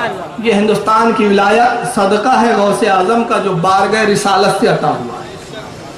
اللہ کے نبی بھی کسی کے وسیلے کے بغیر کسی کو نہیں دیتے، وسیلہ ہے یا غوث اعظم عطا کرنے والے ہیں رسول اعظم۔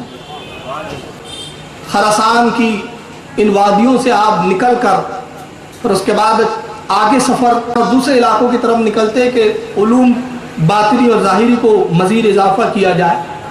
اور راستے میں آپ جا رہے ہیں، حضرت خواجہ غریب نواز ایک مقام پر 2 شخصوں سے ملاقات ہوتی ہے۔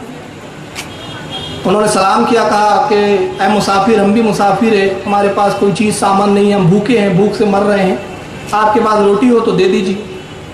سرکار غریب نواز کے پاس جو کچھ اس وقت میسر تھا کھانے کی اشیاء سب کچھ ان کو دے دی۔ پھر وہ دونوں نوجوان کہتے ہیں کہ اے شخص، اے مسافر، تم نے کھانا تو کھلا دیا لیکن آگے کے سفر ہمیں اور کرنا ہے، ہمارے پاس کچھ روپیے پیسے نہیں ہیں، ضرورت محسوس ہوں گی، اگر تمہارے پاس کچھ رقم ہو تو وہ بھی دے دو۔ سرکار غریب نواز نے پوری رقم بھی دے دی۔ وہ دونوں رقم لیتے اور ہنستے اور اس کے بعد کہتے ہیں کہ نوجوان تو پاگل معلوم ہوتا ہے، کھانا بھی پورا دے دیا، مال بھی پورا دے دیا، اب بغیر یہ جانے کہ ہم کون ہیں، اب دے دیا تو سن، ہم اس ایریے میں اس علاقے کے ڈاکو ہیں، ہم یہاں لوگوں کو لوٹ لیتے ہیں، انہوں نے تو خود ہی اپنے آپ کو لٹوا دیا۔ اب آگے سفر کیسے کرو گے؟ جب تم نے دولت دے دی، کھانا دے دیا، تو یہ خیال نہیں کیا کہ آگے تمہارا کیا ہوگا۔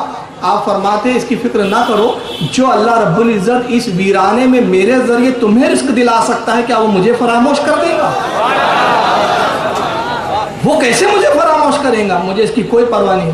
جیسی انہوں نے سنا، کہا معین، تمہارا نام کیا ہے؟ کہا معین الدین۔ کہا معین الدین، آج سے ہم تمہارے ہاتھ پہ توبہ کرتے ہیں، افسوس کہ ہم نے اب تک خدا کی رحمت کو پہچانا ہی نہیں۔ یہ 2 ڈاکو، یہ پہلے تائب ہے جو سرکار معین الدین کے ہاتھ پہ توبہ کرتے ہیں۔ اور پھر توبہ کرنے والوں کا تو اتنا سلسلہ ہے کہ اس کا ہاتھ محرک اور کوئی مصنف کر ہی نہیں سکا ہے آج تک، اتنا توبہ کرنے والوں کا ہے۔ خراسان سے نکل کر آپ بغداد پہنچتے ہیں، سرکار غوث اعظم سے ملاقات ہوئی، اور علماء فرماتے ہیں، مشائخ الزام لکھتے ہیں کہ 2 ماہ سرکار غوث اعظم کی خصوصی صحبت میں آپ نے گزارا، اور ان 2 ماہ میں کیا کیا نوازشات ہوئی وہ تو آپ دینے والا جانے اور لینے والا جانے۔ بغداد سے سفر کر کے نیشاپور تشریف لاتے، خواجہ عثمان ہارونی کی بارگاہ میں حاضر ہوئے، اور حاضر ہونے کے بعد کہتے حضور اپنے غلامی میں قبول کیجئے، مجھے بیعت فرما لیجئے، اس لیے کہ قرآن عظیم کا حکم ہے، یا ایھا الذین آمنوا اتقوا اللہ وابتغوا الیہ الوسیلہ، اے ایمان والو اللہ سے ڈرو اور اس کی راہ میں وسیلہ تلاش کرو، مجھے وسیلہ چاہیے آپ کا۔ آج کل لوگ بولتے ہیں یار پیری مریدی کی کیا ضرورت ہے؟ ایک سوال ہے، میں کہتا ہوں یار ہم سے مت پوچھو، غوث پاک سے اور غریب نواز سے پوچھو، ان کو پیر کی کیا ضرورت ہے؟ اور جب ان علم کے ہمالوں کو ضرورت ہے تو ہم جیسے پٹیچروں کو ضرورت نہیں ہے پیر کی، ہم کو بھی ضرورت ہے بھائی۔ اور قرآن کا حکم ہے وسیلہ تلاش کرو۔ تو اس آیت پہ میں عمل کرنے کے لیے آپ کی بارگاہ میں حاضر ہو گیا ہوں، مجھے مرید فرمائیے، بیعت فرمائیے۔ آج کے پیر صاحب ہوتے تو ارے اعلان کرو ہم آئے ہیں، مرید ہو جاؤ، وہ اس وقت کے پیر تھے، آج کے پیر نہیں تھے۔ تو آپ نے کہا ہمارے ہاں ریاضتیں ہیں، مجاہدے ہیں، اس کے بعد پھر بیعت کیا جاتا ہے، ہم ایسی نہیں کرتے مرید۔ کہا حضور فقیر تیار ہے، ہاتھ پکڑا، ایک ویران میں لے کر آتے جنگل میں، اور ایک روایت ہے کہ کٹھیا میں بٹھایا اپنے حجرے کی، معین الدین یہاں عبادت کرو، ریاضت کرو، 100 وصال کے روزے رکھو۔ 100 وصال کے روزے کیا ہے؟ کھجور کو دے دیا گیا ہے، سحری میں چاٹنا رکھ دو، افطار میں چاٹنا رکھ دو، کھانا نہیں ہے، یہ 100 وصال، اور یہ بے مدت ہوتا ہے۔ کئی دن تک پے در پر ایسے ہی روزے رکھے خواجہ غریب نواز نے، گشی طاری ہو گئی، بے ہوش ہو گئے، کتنے دن بھوکے رہ سکتے؟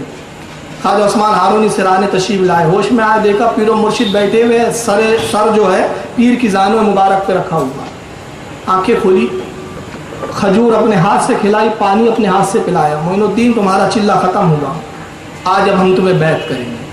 ہاتھ پکڑا، اور اس کے بعد پھر لے کے چلتے بغداد آتے ہیں۔ بغداد میں اب یہ واقعہ کسی عالم نے نہیں لکھا، کسی مصنف نے نہیں لکھا، اس کے لکھنے والے خود غوث حضرت غریب نواز ہے۔ یہ کتاب ہے دلیل العارفین، میں اس کی جھلک دکھا دیتا ہوں۔ اس کی جیسی کتاب کھولیے، پہلے صفحے پر اپنے مرید ہونے کا ہی واقعہ لکھا ہے، شروعاتی وہیں سے کی ہے۔ فرماتے ہیں ابو لیث سمرقندی رحمۃ اللہ علیہ کی مسجد میں، بغداد کی جو مسجد ہے وہاں لے کر آتے ہیں، بٹھایا، اور اس کے بعد فرمایا معین الدین وضو کرو، 2 رکعت نماز پڑھو۔ کہتے ہیں کہ میں نے پیر و مرشد کی حکم کی تعمیل کی، وضو کیا، 2 رکعت نماز پڑھی، اس کے بعد فرمایا قرآن عظیم کی سب سے چھوٹی سورت کون سی ہے جو الفاظ کے اعتبار سے مختصر ہو اور معنی اور مفاہیم کے اعتبار سے وسیع ہو؟ کہا حضور سورہ اخلاص۔ فرمایا پڑھو۔ کتنا پڑھوں؟ 1000 مرتبہ۔ 1000 مرتبہ جب معین الدین نے سورہ اخلاص پڑھا، فرماتے میرے مرشد خواجہ عثمان ہارونی نے اپنی 2 انگلیوں کو آگے کیا۔ معین الدین میری انگلیوں کے درمیان دیکھو، کیا دیکھ رہے ہو؟ آپ فرماتے پیرو مرشد ان 2 انگلیوں کے درمیان عرش اعظم کو میں دیکھ رہا ہوں۔ کہا پھر 1000 مرتبہ سورہ اخلاص پڑھو۔ پھر سورہ اخلاص کی تلاوت کروائی گئی، پھر انگلی سامنے لائی جاتی ہے، دیکھو کیا دیکھ رہے ہو؟ حضور عظمت حجاب دیکھ رہا ہوں۔ پھر 1000 مرتبہ دور سورہ اخلاص پڑھو، پھر تلاوت کروائی گئی، پھر انگلیوں کو آگاہ کیا گیا، کیا دیکھ رہے ہو؟ حضور تحت الثری دیکھ رہا ہوں۔ پھر سے 1000 مرتبہ سورہ اخلاص پڑھو، کیا دیکھ رہے ہو؟ پھر انگلیاں آگے کی جاتی ہے، اور جب انگلیوں کے درمیان معین الدین اجمیری دیکھتے ہیں 4تھی مرتبہ، کہتے حضور 18000 عالم اب آنکھوں کے سامنے روشن ہو چکے ہیں، دنیا مافیا کی کوئی ایسی شے نہیں جو میری نگاہ سے چھپ گئی۔ میں سب کو جانتا ہوں، سب کو دیکھ رہا ہوں۔ یہ تو معین الدین اجمیری کا علم کا عالم ہے، نبی پاک صلی اللہ علیہ وسلم کے علم کا کیا عالم ہے؟ نبی پاک صلی اللہ علیہ وسلم کے علم کا تو اندازہ ہی نہیں ہے۔ سارے لفڑے، سارے جھگڑے اعلیٰ حضرت نے ایک شعر میں حل کر دیے، ایک شعر میں۔ اور وہ شعر کیا ہے؟ جب نہ خدا ہی چھپا تم پہ کروڑوں دنیا، اور کوئی غیب کیا تم سے نیا ہو بھلا، جب نہ خدا ہی چھپا تم پہ کروڑوں دنیا۔ چنانچہ پیر و مرشد کی خدمت میں 20 سال کا عرصہ گزارا۔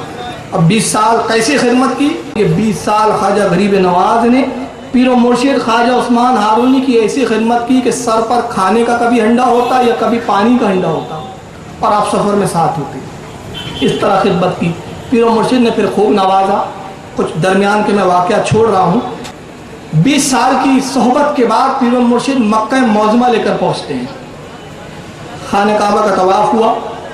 طواف ہونے کے بعد خواجہ عثمان ہارونی نے ہاتھ پکڑا معین الدین کا اور حجر اسود کے پاس لاتے ہیں، اور حجر اسود کے پاس لانے کے بعد عرض کرتے ہیں مالک کائنات، معین الدین کو میں تیری بارگاہ میں تیرے حوالے کرتا ہوں۔ خانہ کعبہ سے آواز آتی ہے ہم نے تیرے مرید معین الدین کو قبول کیا، اور خوب اچھی طرح قبول کیا۔ پھر ہاتھ پکڑا، اور ہاتھ پکڑ کے اپنے ساتھ پھر مدینہ منورہ لے کر پہنچتے ہیں۔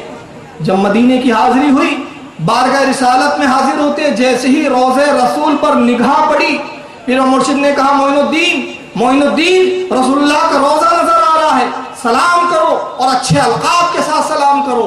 خواجہ غریب نواز عرض کرتے ہیں السلام علیکم یا سید المرسلین، اے مرسلین کے سردار آپ پر سلام ہو۔ قبر انور سے جواب آتا ہے وعلیکم السلام یا سلطان بہروبر، اے خشکی اور تری کے سلطان، اے خشکی اور تری کے شہنشاہ، تجھ پر بھی ہماری طرف سے سلام۔ اب یہاں پر ایک جملہ بڑا تاریخی جملہ ہے، اور وہ جب جملہ میں نے پڑھا، بختیار کاکی نے جو نقل کیا جس جذب اور کیف کے ساتھ اور جس سرور کے ساتھ، تو میں اس پر ایک نقطہ میرے اس وقت ذہن میں آیا، وہ عرض کر دیتا ہوں۔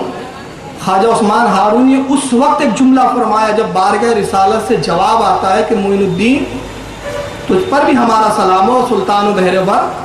اس وقت خواجہ عثمان ہارونی فرماتے معین الدین آج تو درجہ کمال کو پہنچا ہے۔ کیا وہ جملہ ہے؟ غور کریں آپ، آج تو درجہ کمال، جو کمال کا آخری درجہ ہوتا ہے، آج تو پہنچا ہے۔ یہ تو 20 سال بعد کا واقعہ ہے۔ میں تعجب میں پڑ گیا، جب ابتدائی ملاقات تھی 18000 عالم روشن تھے، تو درجہ کمال پر جب پہنچے تو کیا کیا روشن تھا؟ تو ابتدائی منزل تھی نا وہ جب 20 سال پہلے جب مرید کیا تو 18000 عالم دکھائے جا رہے ہیں، اور 20 سال کے بعد کہا جا رہا ہے تو آج درجہ کمال پہ پہنچا، تو اس وقت کیا منزل ہوگی؟ اسی وقت بارگاہ رسالت سے حکم ہوتا ہے معین الدین ہندوستان کی ولایت تمہیں عطا کی جاتی ہے۔ ہندوستان جو کفرستان ہے، ہندوستان جہاں کفر و شرک ہو رہا ہے، وہاں جاؤ اور اللہ کے بندوں کو اللہ کی طرف بلاؤ، اسلام کی طرف بلاؤ، تبلیغ کرو، اور انہیں اسلام کی طرف راغب کر کے ان کو جنت کے راستے پر گامزن کرو۔ اب یہاں سے حکم رسول لے کر خواجہ غریب نواز آتے تو فوراً ہندوستان تو نہیں پہنچ گئے۔ حکم رسول کے بعد اجمیر آنے تک کا یہ درمیانی عرصہ 7 سال کا عرصہ ہے۔ 7 سال لگ گئے۔ اب ان 7 سالوں میں کہاں کیا کیا ہوا؟ 7 سال میں آپ ملتان میں سفر کرتے ہیں، بخارا جاتے ہیں، سمرقند جاتے ہیں، یہاں کے علماء سے علم حاصل کرتے ہیں، اور پھر ہندوستانی زبان کو آپ سیکھتے ہیں افغانستان آ کر۔ کیونکہ یہاں کی زبان سنسکرت تھی اس وقت، اور مسلمانوں کی زبان یا تو فارسی، پرشین یا عربی ہوتی تھی، تو یہاں کے تو نہیں سمجھیں گے۔ سرکار غریب نواز نے افغانستان آ کے پھر ہندوستانی زبان کو سیکھا۔ ان دنوں ہندوستان میں جو اجمیر پہ حکومت تھی، اجمیر جانے کا حکم ہوا، اور روایتیں یہ بھی کہتی ہے، بعض علماء نے یہ بھی لکھا ہے کہ اجمیر کی زمین بھی خواجہ غریب نواز کو دکھائی گئی بارگاہ رسالت۔ چنانچہ وہاں سے جب آپ نکلتے ہیں تو اس وقت اجمیر کی جو حکومت تھی وہ پرتھوی راج چوہان کی تھی، آپ جانتے ہیں، لیکن میں چند وہ باتیں عرض کرنا چاہوں گا جو شاید آپ نے نہیں سنی ہے۔ باقی چیزیں تو بہت ساری سنتے رہتے ہیں علماء کرام سے، میری کوشش ہوتی ہے کہ میں نئے گوشے لاؤں اور نئی چیزیں، نئی تحقیقیں سامنے رکھوں۔ پرتھوی راج کی ماں تھی، وہ اپنے وقت کی بہت بڑی کاہنہ تھی، بہت بڑی جادوگر تھی، علم نجوم پہ مہارت تھی۔ اس نے علم نجوم کے بل پہ جان لیا تھا کہ ایک فقیر ہندوستان میں آئیں گا اور وہ میرے بیٹے پرتھوی راج چوہان کی حکومت کی اینٹ سے اینٹ بجا دے گا۔ چنانچہ ایک دن وہ سو رہی تھی، ہڑبڑا کے خواب سے بیدار ہوتی ہے، پرتھوی راج کو بلوایا گیا، کہتی ہے بیٹا میں نے ایک بڑا بھیانک سپنا دیکھا ہے، خواب دیکھا ہے، فوراً دربار منعقد کرو۔ دربار منعقد ہوا۔ یہ مہارانی آتی ہے جس کا نام سبیتا تاریخ میں بیان کیا گیا، سبیتا نام تھا اس کا، پرتھوی راج کی ماں۔ مہارانی آتی ہے، اور آنے کے بعد اس نے کہا کہ تم سب جانتے ہو کہ میں علم نجوم کی ماہر ہوں، جوتشی ودیا میں مجھے کمال ہے، اور میں نے اپنی جوتش سے یہ پتہ لگایا ہے کہ ہندوستان کی طرف ایک فقیر آ رہا ہے، یہ آئیں گا اور یہ ہمارے مذہب کو تباہ و برباد کر دے گا، میرے بیٹے پرتھوی راج کی حکومت کی اینٹ سے اینٹ بجا دی جائے، لہٰذا میں چاہتی ہوں کہ اس کو روکا جائے، اپنی آپ تدبیریں بیان کرو۔ اسی میٹنگ میں اجے پال ایک بہت بڑا جادوگر بھی بیٹھا ہوا ہے۔ یہ جادوگر وہ ہے جو حکومت سے جس کو نوازا جاتا ہے، تنخواہ دی جاتی ہے۔ پرتھوی راج چوہان اس کو بڑا مانتا تھا۔ ایک بہت بڑا مہنت، ایک بہت بڑا مہاتما جو ان کے نزدیک بہت بڑا ان کا پجاری جس کا نام رام پرکاش ہے، وہ بھی بیٹھا ہوا ہے۔ چنانچہ سب دربار میں بیٹھے ہوئے ہیں، تو رام پرکاش کھڑا ہوتا ہے، کہتا ہے کہ مہارانی صاحبہ میں معافی چاہتا ہوں، آپ نے بتایا کہ ایک فقیر آ رہا ہے، تو ایک فقیر ہماری اتنی بڑی حکومت کو کیسے تباہ کر سکتا ہے؟ ایک فقیر سے ڈرنے کی کیا بات ہے؟ ہمارے 2-4 سپاہی جائیں گے، اسے قتل کرائیں گے۔ کہا خاموش، تجھے نہیں معلوم اس فقیر میں کتنی روحانی قوتیں ہیں؟ اگر پرتھوی راج کی پوری فوج بھی اس کے مقابلے میں آ جائے تو اس پر غالب نہیں آ سکتی۔ اس کو اگر مارا جا سکتا ہے تو صرف دھوکہ بازی اور فریب سے ہی مارا جا سکتا ہے۔ چنانچہ ایک وہاں پر ایک اور بیٹھا ہوا ہے مہنت، وہ کھڑا ہوتا ہے، جس کا نام بھوٹان ہے۔ بھوٹان اور یہ علاقہ تو وہاں کے بھوٹان کے بہت بڑے یہ جادوگر تھے۔ وہ کہتا ہے کہ میرے پاس ایک ودیا ہے، ایسے آرٹسٹ لائے جائیں جو کسی کا حلیہ بتائے تو تصویر بنا سکتے، جیسے آج بھی ہوتے ہیں نا پولیس ڈپارٹمنٹ میں، ایسے لوگ حلیہ بتاتا ہے کہ مجرم ایسا تھا ایسا، تو بنا لیتے اسکیچ کر کے۔ تو میں ایسی ودیا جانتا ہوں کہ میں آنکھ بند کروں گا تو اس فقیر کو میں دیکھ لوں گا، میں حلیہ بتاؤں گا، اس کی تصویر بنا لی جائے، چاروں طرف اس تصویروں کو پھیلا دیا جائے اور اعلان کر دیا جائے جو شخص اس شخص کو گرفتار کر لے اور اس کو قتل کر دے اس کو انعام دیا جائے۔ 4 مصور، 4 تصویر بنانے والے حاضر کیے گئے۔ یہ بھوٹان بیٹھتا ہے، اس نے اپنی چالو کی تپسیا جو بھی اس کا گن تھا، اور اس گر کے حساب سے اس نے آنکھیں بند کی اور خواجہ غریب نواز کی شکل و صورت اس کی نگاہوں کے سامنے آتی ہے۔ حلیہ بتاتا ہے، چاروں مصور اس کے بتائے ہوئے حلیے کے مطابق تصویر بناتے ہیں۔ جب چاروں تصویر ملائی گئی تو عالم یہ تھا کہ چاروں تصویر ایک جیسی ہی تھی اور غریب نواز کی تصویر تھی۔ اس تصویر کی پھر بہت ساری فوٹو کی گئی اور وہ پھیلا دی گئی مختلف قصبوں میں، مختلف سرحدوں میں، کہ اس فقیر کو جہاں پاؤ فوراً قتل کرو۔ پرتھوی راج نے بہت بڑا انعام کا اعلان کیا۔ رام پرکاش یہ جو بہت بڑا مہنت ہے اور بہت بڑا جادوگر ہے، یہ تنہا سرکار غریب نواز کی کھوج میں نکلتا ہے، تلاش کر رہا ہے، مارے مارے پھر رہا ہے۔ اچانک ایک دن اس کی نظر پڑتی ہے، ملتان کی سرحد پر ملاقات ہوتی ہے، تصویر نکالی، دیکھا، اور یہی تو فقیر معلوم ہوتا ہے۔ حلیہ بدلا اور حلیہ مسلمانوں کی طرح بنایا۔ ویسے یہ پنڈت لوگ ویسے بھی داڑیاں رکھتے تھے، کرتا پائجامہ پہن لیا، ٹوپی پہن لیا، حلیہ مسلمانوں کا بناتا ہے اور خواجہ غریب نواز کے ارد گرد گھومتا رہتا ہے، منڈلاتا رہتا ہے۔ اور اس درمیان میں ایک کھنجر اس نے زہر میں بجھا کے تیار کیا۔ جب پوری تیاری ہو گئی تو مسلمان بن کے حضرت خواجہ غریب نواز کی خدمت میں جاتا ہے اور کہتا ہے کہ حضور آپ کی بارگاہ میں حاضر ہوا ہوں، مرید ہونا چاہتا ہوں، مرید فرما لیجیے۔ حضرت مسکرا کے فرماتے ہیں کہ وہ محل کا جو پلان ہے اس کے مطابق عمل کیوں نہیں کرتا؟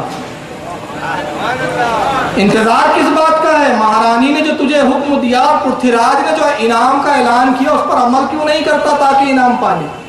بس جیسی جملہ سنا بدن پہ تھرتھری کانپنے لگی، بغل میں خنجر چھپایا تھا، خنجر گر پڑا۔ کہتا حضور آپ نے کیسے جان لیا؟ کہا یہ چھوڑو، یہ تو میرے رب نے مجھے یہ علم دیا ہے۔ کہا جس رب نے آپ کو یہ علم دیا کہ اس راز کو آپ جان لے تو جو آپ کے آقا رسول اللہ نے ان کو کیا علم دیا ہوگا؟ اسلام سچا مذہب ہے، ہاتھ بڑھائیے کہ میں اسلام میں داخل ہوں۔ یہ رام پرکاش پہلا فرد ہے جو ہندوستان کی سرزمین کا جو اسلام قبول کرتا ہے، اور سرکار معین الدین اس کا نام ضیاء الرحمان تجویز فرماتے ہیں۔ پھر اس کو مرید فرمایا، اپنے ساتھ لے کر پھر ہندوستان کے مختلف علاقوں میں سیر کرتے ہوئے لاہور کی سرزمین پر تشریف لاتے ہیں۔ اب یہ آپ کا خادم خاص بن چکا ہے، نام ضیاء الرحمان ہے، اب رام پرکاش نہیں ہے۔ داتا گنج بخش لاہوری ہندوستان میں بہت پہلے آ چکے تھے۔ اس کے بعد ضیاء الرحمان کو ساتھ لیا، آپ نے لاہور کی سرزمین پر آتے اور 2 مہینے حضرت داتا گنج بخش لاہوری، جن کا نام تھا علی حجوری، ان کا نام داتا نہیں ہے، ان کا نام ہے حضرت علی حجوری رحمۃ اللہ تعالیٰ علیہ، ان کے روزے پر چلہ کرتے ہیں۔ جس جگہ حضرت معین الدین نے چلہ کیا تھا، آج بھی لاہور کی سرزمین پر وہ چلہ ویسے ہی محفوظ رکھا گیا ہے، اور وہاں لوگ زیارت کرتے ہیں، فیوز و برکات لیتے ہیں۔ 2 ماہ جب چلہ کشی سے آپ فارغ ہوئے تو ان 2 ماہ میں کیا چلوں میں آپ کو ملا وہ داتا گنج بخش جانے اور لینے والا معین الدین جانے۔ جب وہاں سے آپ فارغ ہوئے تو آپ نے بے ساختہ داتا گنج بخش لاہوری کی مزار پر ایک فارسی زبان میں شعر کہا، وہ شعر میں پڑھتا ہوں، اور وہ شعر اس کے بعد ہی جو غریب نواز نے جو جملے کہے داتا گنج بخش لاہوری کا وہ لقب بن گیا۔ وہ شعر یہ تھا، آپ فرماتے ہیں گنج بخش فیض عالم مظہر نور خدا۔ گنج بخش، گنج کس کو کہتے ہیں؟ گنج کہتے ہیں جہاں بہت چیزیں ذخیرہ کر کے رکھی جاتی ہے، جیسے بولتے ہیں نا یہ اناج کا گنج، یعنی جہاں بہت سارا اناج رکھا جاتا ہو، یہ فلاں چیز کا گنج، جہاں بڑی چیز۔ تو آپ کہتے ہیں کہ سرکار داتا گنج بخش لاہوری علی حجوری کا مقام وہ ہے کہ یہ فیض کا خزانہ ہے۔ گنج بخش یہ بخشش کا خزانہ ہے، گنج بخش فیض عالم جس کا فیض پورے عالم پر پھیلا ہوا ہے، مظہر نور خدا جو اللہ کے نور کا مظہر ہے، ناقصہ راہ پیر کامل کاملہ راہ رہنما، یہ وہ ہے جو ناقصوں کو پیر کامل بناتے ہیں اور پیر کاملوں کے رہنما ہیں۔ یہ اشعار انہوں نے وہاں پڑھے، اور اسی کو ڈاکٹر اقبال نے، جن کو یہ شعر سے تکلیف ہو، کچھ لوگوں کو کیا ہے یہ ایسے چیزوں سے بڑی تکلیف ہوتی ہے، یار یہ ولی کو تم نے کیا سے کیا بنا دیا، تو ڈاکٹر اقبال کو بہت لوگ مانتے ہیں، تو ڈاکٹر اقبال کیا کہتے ہیں ذرا سن لیجیے۔ اسی مضمون کو، اسی چیز کو ڈاکٹر اقبال نے اپنے دیوان میں، کل میں ڈاکٹر اقبال کے وہ شعر بھی سناؤں گا انشاءاللہ جو غریب نواز کی شان میں اقبال لکھا ہے، اور فتویٰ لگانا ہے تو اقبال پہ لگائے۔ اقبال کہتا ہے سید حجور مخدوم امم مرقد او پیر سنجرا راہ حرم۔ یہ ڈاکٹر اقبال کے تاثرات ہیں۔ تو وہاں سے جو فیوز و برکات لے کے آپ نکلتے لاہور سے نکل کر آپ دہلی کا سفر فرماتے ہیں۔ اب دہلی میں درمیان کا ایک شہر آتا ہے پٹیالہ، ابھی بھی موجود ہے، وہی نام ہے، نام بھی نہیں بدلا۔ پٹیالہ میں آپ نے قیام فرمایا سرکار غریب نواز نے۔ وہاں پر ایک پجاری رہتا تھا، اور وہ پجاری جو ہے اس کو معلوم ہوا، اس تک بھی خبر پہنچ چکی تھی، پرتھویراج چوہان کے جاسوس پہنچا چکے تھے کہ ایسا فقیر ہندوستان میں آ چکا ہے، جہاں دیکھو قتل کر دو۔ وہ پجاری سرکار غریب نواز کے مقابلے کے لیے نکلتا ہے کہ یہ شخص، اس کے اپنے علم سے پتہ چلا کہ وہ فقیر میرے علاقے میں آیا پٹیالہ میں، کہا یہ یہاں آئیں گا تو یہاں مسلمان بنائیں گا اور یہاں کے لوگوں کو ہمارے مذہب سے ہٹا دیں گا۔ پہنچا، اور پہنچنے کے بعد کہتا ہے کہ معین الدین تمہارا ہی نام ہے؟ کہا ہاں۔ کہا سنا ہے کہ تم بہت بڑے فقیر ہو اور تم ہمارا دھرم پریورتن کرنے آئے ہو، بدلنے آئے ہو۔ آپ نے فرمایا کہ میں پیغام محبت سنانے آیا ہوں، میرا پیغام محبت ہے جہاں تک پہنچے، میرا پیغام تو محبت ہے، میں کسی کو بدلنے نہیں آیا ہوں، تم مجھے دیکھو پرکھو اور تمہارے سمجھ میں آئے تو خود بدل جاؤ۔ تو اس نے کہا کہ آپ پہلے مجھ سے مقابلہ کیجیے۔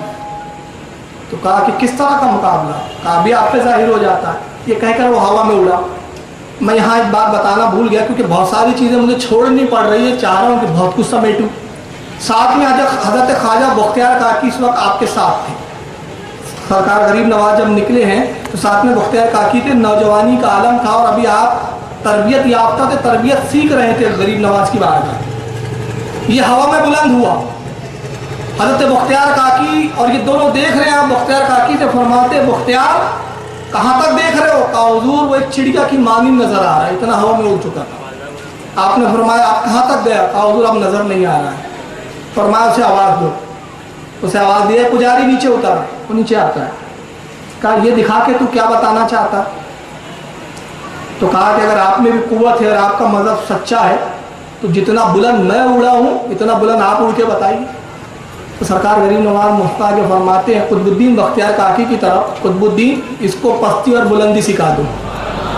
اسے بتاؤ پستی کیا ہوتی ہے اور بلندی کیا ہوتی ہے. اب یہ اڑا, بختیار کاکی اس سے اوپر اڑتے ہیں. اس نے پھر قوت لگائی, بختیار کاکی کے برابر آیا, بختیار کاکی پھر اس سے اوپر. یہ جو بڑھتا ہے آسمان تک پہنچا اور اس کی حد ختم. بختیار کاکی فرماتے ہیں کیا تھک گیا؟ قسم خدا کی میں معین الدین کا بھی غلام ہوں اور غلامی کی ابتدائی منزل ہے, میری منزل تو عرش اعظم ہے, تو یہیں تھک گیا ہے. آج تجھے میں بلندی بتاؤں کہ بلندی کہتے کسے ہے. اس نے کہا بختیار میں عاجز آیا, نیچے اتریے, قدموں میں گرتا ہے. کہتا ہے جس کے چیلے اور جس کے غلام کی بلندی کا یہ عالم ہے اس کا آقا کتنا بلند ہوگا. اسلام سچا مذہب ہے, میں اسلام قبول کرتا ہوں. اسلام میں داخل ہو جاتا ہے. اب یہ بھی ساتھ ہو گئے. میں تو اکیلا ہی چلا تھا جانب منزل مگر لوگ آتے گئے قافلہ بڑھتا گیا. تنہا آئے تھے معین الدین اور قافلہ بڑھتا جا رہا ہے. اب ایک کثیر جماعت ہو گئی. اس کے بعد آپ اس جماعت کے ساتھ جس میں ضیاء الرحمان ہے, اب میں پرکاش رام کیوں کہوں, یہ پجاری ہے, بختیار کاکی ہے, اور راستے میں جس علاقے سے آپ گزرتے ہیں اسلام کی دعوت دیتے ہیں, اسلام میں داخل فرماتے ہیں. اسی جگہ پر ایک مقام آتا ہے پٹیالہ سے آگے سمانا. وہاں کے راجہ, ابھی بیچ کے بہت سارے راجاؤں کو چھوڑ رہا ہوں, ان کے اپنے اپنے کھیت واقعات ہیں. پرتھی راج کے جاسوس جو یہاں پہنچے اور خبریں پہنچی, ان لوگوں نے معین الدین اجمیری علیہ رحمہ کے ساتھ کیا کیا سلوک کیا. اب اتنی تفصیلات نہیں ہے, بس ایک سنا دیتا ہوں. سمانا کا ایک راجہ جس کا نام ہے پروشستم, ہندی ورڈ ہے, تھوڑا زبان پہ مطلب پروناؤنس برابر نہیں آ پا رہا, آپ سمجھ لیں. پروشستم یہ راجہ کا نام. اس کے پاس بھی تصویر پرتھی راج کی بھیجی. جاسوس گھوم رہے ہیں, جاسوس نے خبر دی مہاراج وہ فقیر تو ہمارے ایریے میں آ گیا. کہا میں نے سنا ہے کہ پرکاش رام نے اسلام قبول کر لیا. وہ پٹیالہ کا پجاری بھی اسلام میں داخل ہو گیا. بڑے بڑے لوگ, ہمارے بڑے بڑے بہن, جو اس کے قریب جاتا ہے اس کے مذہب کو اختیار کر لیتا ہے. اس سے اتنا تو اندازہ ہو گیا کہ اس سے مقابلہ کرنا اتنا آسان نہیں ہے. لہذا اس کے لیے کوئی دوسری تدبیر سوچنی پڑے گی. صرف اس پہ نگرانی رکھو. آپ سمانا کی سرحد کے کنارے, شہر میں داخل نہیں ہوئے, کنارے پہ آپ نے قیام فرمایا. یہ پہنچتا ہے پروشوتم مہاراجہ وہاں کا سمانا کا. پہنچنے کے بعد کہتا ہے, ہاتھ کو چوما, پیر کو بوسہ دیا. کہتا ہے حضور میں تو مہاتما اور سنتوں کا بھکت ہوں, آپ کی بھی بھکتی کرنے آیا ہوں. حضور آپ میرے علاقے میں تشریف لائے, میری عادت ہے, میرا دستور ہے کہ جو بھی میرے علاقے میں آتا ہے میں اس کی خاطر تواضع کرتا ہوں. جو بھی مہاتما آتا ہے مجھے شرم آتی ہے کہ آپ میرے علاقے میں کھانا اپنا کھاتے ہیں, لہذا آج سے آپ میرے محل چلیے, قیام کیجئے, کھانا میرا کھائیے, میری شوبہ بڑھائیے. آپ نے فرمایا ہم فقیر ہیں, محلوں میں قیام نہیں کرتے, ہم اللہ کے اس شامیانے کے نیچے ہی سکون محسوس ہمیں آتا ہے. کہا حضور, پھر اصرار کیا, نہیں مانے تو اس نے کہا اچھا کم از کم اتنی اجازت دیجیے کہ میں آپ کو کھانا تو پیش کر سکوں. تو آپ نے فرمایا اچھا ٹھیک ہے, اس کی اجازت. بہترین کھانے تیار کروائے اس نے, اور کھانے تیار کرانے کے بعد اس میں زہر ملا دیتا ہے پوریا سے, اور زہر ملا کے وہ کھانے بھیجے اس نے اپنے ساتھ سپاہیوں کے ساتھ. کھانے کے تھال لگ گئے. سرکار غریب نواز کے جتنے خدام تھے, ادب یہ تھا جب تک سرکار غریب نواز ہاتھ ڈال کے کھانا شروع نہیں فرماتے کوئی ابتدا نہیں کرتا. یہ ادب تھا, اور آج بھی ادب ہے الحمدللہ ہمارے یہاں کہ علماء کی جو دعوتیں ہوتی ہیں اس میں جب تک کوئی عالم, جو بڑا عالم ہے وہ شروع نہ کرے, کوئی شروع نہیں کرتا, سب بیٹھے ہوئے کھانے کے پاس. سرکار غریب نواز نے ایک کاغذ لیا, جیب سے کاغذ نکالا, اس پر کچھ انگلی سے تحریر کیا, اور وہ سپاہی کھڑے ہوئے. تحریر کرنے کے بعد اس کاغذ کو زمین پہ رکھ دیا. وہ لوگ منظر کیا دیکھتے ہیں، اس کھانے کا زہر نکلتا ہے کھانے سے ہوا میں اڑ کے اس کاغذ میں جمع ہو رہا ہے۔ پوڑی بنائی اور پوڑی بنانے کے بعد فرماتے جاؤ پرشوتم کو یہ ہماری طرف سے دینا اور کہنا تجھے شرم نہیں آتی، تو راجپوت خاندان کا نام داغدار کرتا ہے، راجپوت تو اپنے مہمانوں کے ساتھ ایسی دغا نہیں کرتے، تو کیسا راجپوت ہے؟ یہ جملے فرما دیے، کہا یہ کہہ دینا اس کو۔ سپاہی لے کے پہنچے اور پرشوتم جو تھا راجا، اس نے کہا کیا خبر لائے ہو؟ فقیر مر گیا؟ کہا مرتا کیا خواب، اس نے تو اپنی کرامت اور اپنے چمتکار سے کھانے سے زہر نکال لیا، پھر سب نے کھایا کچھ نہ ہوا، یہ پوڑی آپ کو تحفے میں دیا ہے۔ اور یہ جملے کہیں، پرشوتم کی ماں کھڑی ہوئی تھی پاس میں، اس نے کہا تجھ پر لعنت ہو، تو نے راجپوت خاندان کی ناک کٹا دی، تجھ جیسا بیٹا میں نے جنا نہ ہوتا تو بہتر ہوتا۔ جب اس نے یہ لعنت ملامت کی، آخر وہ اپنے وقت کا راجپوت تھا، شرمندہ ہوا، اسی زہر کی پوڑی کو کھولا اور پھاک لیا اور خودکشی کر کے مر جاتا۔ مگر اس کا جب واقعات کی چرچا ہوئی تو سمانہ کی بڑی آبادی غریب نواز کی خدمت میں آتی ہے، جو بزرگ کھانے سے زہر باہر نکال دے اس کا یہ عالم ہے۔ تو اگر ہم نے یہ سنا ہے کہ نبی نے زہر کی بوٹی اٹھائی تو بوٹی نے اس سے کلام کیا، تو یہ ناممکن نہیں ہو سکتا کہ اس کے غلام کا یہ عالم ہے، تو آقا ہے۔ اسلام سچا مذہب ہے، ہمیں اسلام میں داخل فرمائے۔ اس سمانہ کی آبادی اسلام لا رہی ہے۔ اس کے بعد سمانہ سے نکل کر پھر آپ اب اجمیر کی سرزمین میں داخل ہوتے ہیں۔ اونٹ کا واقعہ آپ نے بہت بار سنا ہے، میں اس کو ترک کرواؤں گا کہ اونٹ آپ ایک مقام پر بیٹھے اور بیٹھنے کے بعد وہ سپاہیوں نے منع کیا، کہا کہ یہاں مت بیٹھو۔ فرمایا کیوں؟ کہا یہاں اونٹ بیٹھتے، راجا کتاب نے کہا اونٹ بیٹھتے تو بیٹھ ہی رہ جائے، بہرحال وہ اٹھے نہیں۔ تو یہ واقعہ مشہور ہے، آپ نے سنا ہے۔ وہاں سے اٹھ کر آپ کہاں تشریف لاتے ہیں؟ آنا ساگر۔ آج بھی وہ تالاب موجود ہے، البتہ بہت گندا ہو گیا ہے، اس کا پانی بڑا عجیب ہو گیا ہے، وہیں لوگ نہاتے ہیں۔ اس وقت وہ بڑا صاف ستھرا تھا اور اس کا پانی پورے اجمیر کے لوگ استعمال کیا کرتے، اور آس پاس انا ساگر کے بہت سارے مندر تھے۔ اس کا نام انا ساگر کیوں تھا اس تالاب کا؟ پرتھوی راج کا جو باب تھا اس کا نام تھا انا دیو۔ انا دیو نے یہ تالاب تعمیر کیا تھا، انا دیو کے نام کی نسبت سے اس کا نام تھا انا ساگر۔ وہ حالانکہ انا تھا، لیکن انا کا وہ انا وہ انا ہو گیا۔ جیسے ہمارے یہاں ناگپور ہے، ناگ کھنی کے یہاں جاتے اس لیے ناگپور ہے، تو ایسے بہت سارے علاقے جس کے نام بگڑ گئے، جیسے کہ بھالدار پورا، یہ ہے بھالے دار پورا، مگر اس کو کر دیا ہم نے بھالدار پورا، تو وہ نام بگڑ جاتے۔ ویسے وہ انا ساگر تھا، وہ ہو گیا انا ساگر۔ اس کے کنارے آپ نے قیام کیا، بہت سارے مندر تھا جہاں پرتھوی راج اور اس کی ماں عبادت کیا کرتی تھی، اور اس مندر کا جو پجاری تھا بڑا، اس پجاری کا نام تھا رام دیو، یہی بڑا پجاری، یہی پوجا پاٹ کرتا تھا۔ سرکار غریب نواز نے قیام کیا، رام دیو نے پیغام پہنچایا کہ فقیر تو اب انا ساگر آ گیا ہے، کیا کیا جائے مہاراجا، کیا حکم ہے؟ اگر اجازت ہو تو میں اپنا جادو سے کچھ جنتر منتر کروں۔ تو پرتھوی راج تک بھی خبریں آ رہی تھی یہ سب کیا ہو رہا ہے، تو اس نے کہا کہ ابھی نہ کرو، جب وہ فقیر غافل ہو جائے ہماری طرف سے تب ہم حملہ کریں گے، ابھی وہ چوکنا ہے اور ابھی تمہیں کچھ کرنے کی ضرورت نہیں ہے، تم انتظار کرو۔ اس نے اپنے چند سپاہیوں کو بھیجے اور بھیجنے کے بعد کہتا ہے کہ انا ساگر پہ پیرا بٹھا دو، اس کو پانی نہ لینے دو۔ یہ واقعات بھی سنے کہ پھر آپ نے وہ لوٹے میں پانی لے لیا، میں اس کو بھی ابھی ترک کرواؤں۔ یہ واقعات مشہور ہے، آپ سنتے رہتے ہیں۔ اب اس کے بعد ایک معاملہ کیا ہوتا ہے، کرامت دکھائی آپ نے، پھر انا ساگر کا پانی لوٹا دیا، مگر اتنا سب ہونے کے بعد بھی پرتھوی راج کی عقل نہیں آئی ٹھکانے۔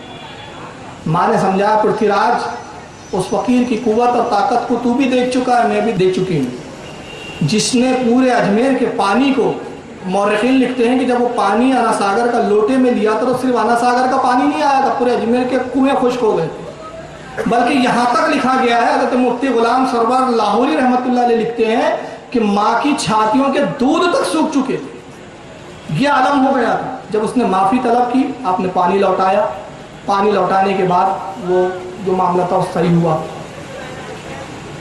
اب معاملہ کیا ہوتا ہے وہاں پر، وہ تھوڑا میں اشاروں میں بول جاؤں گا کیونکہ دوسرے قوم کے لوگ بھی سنتے ہیں، آپ سمجھ جائیں کہ جب غریب نواز کے چاہنے والے وہاں موجود تھے، آس پاس مندر ہے، تو بڑے جانوروں کو زیادہ کثرت سے کھایا کرتے تھے۔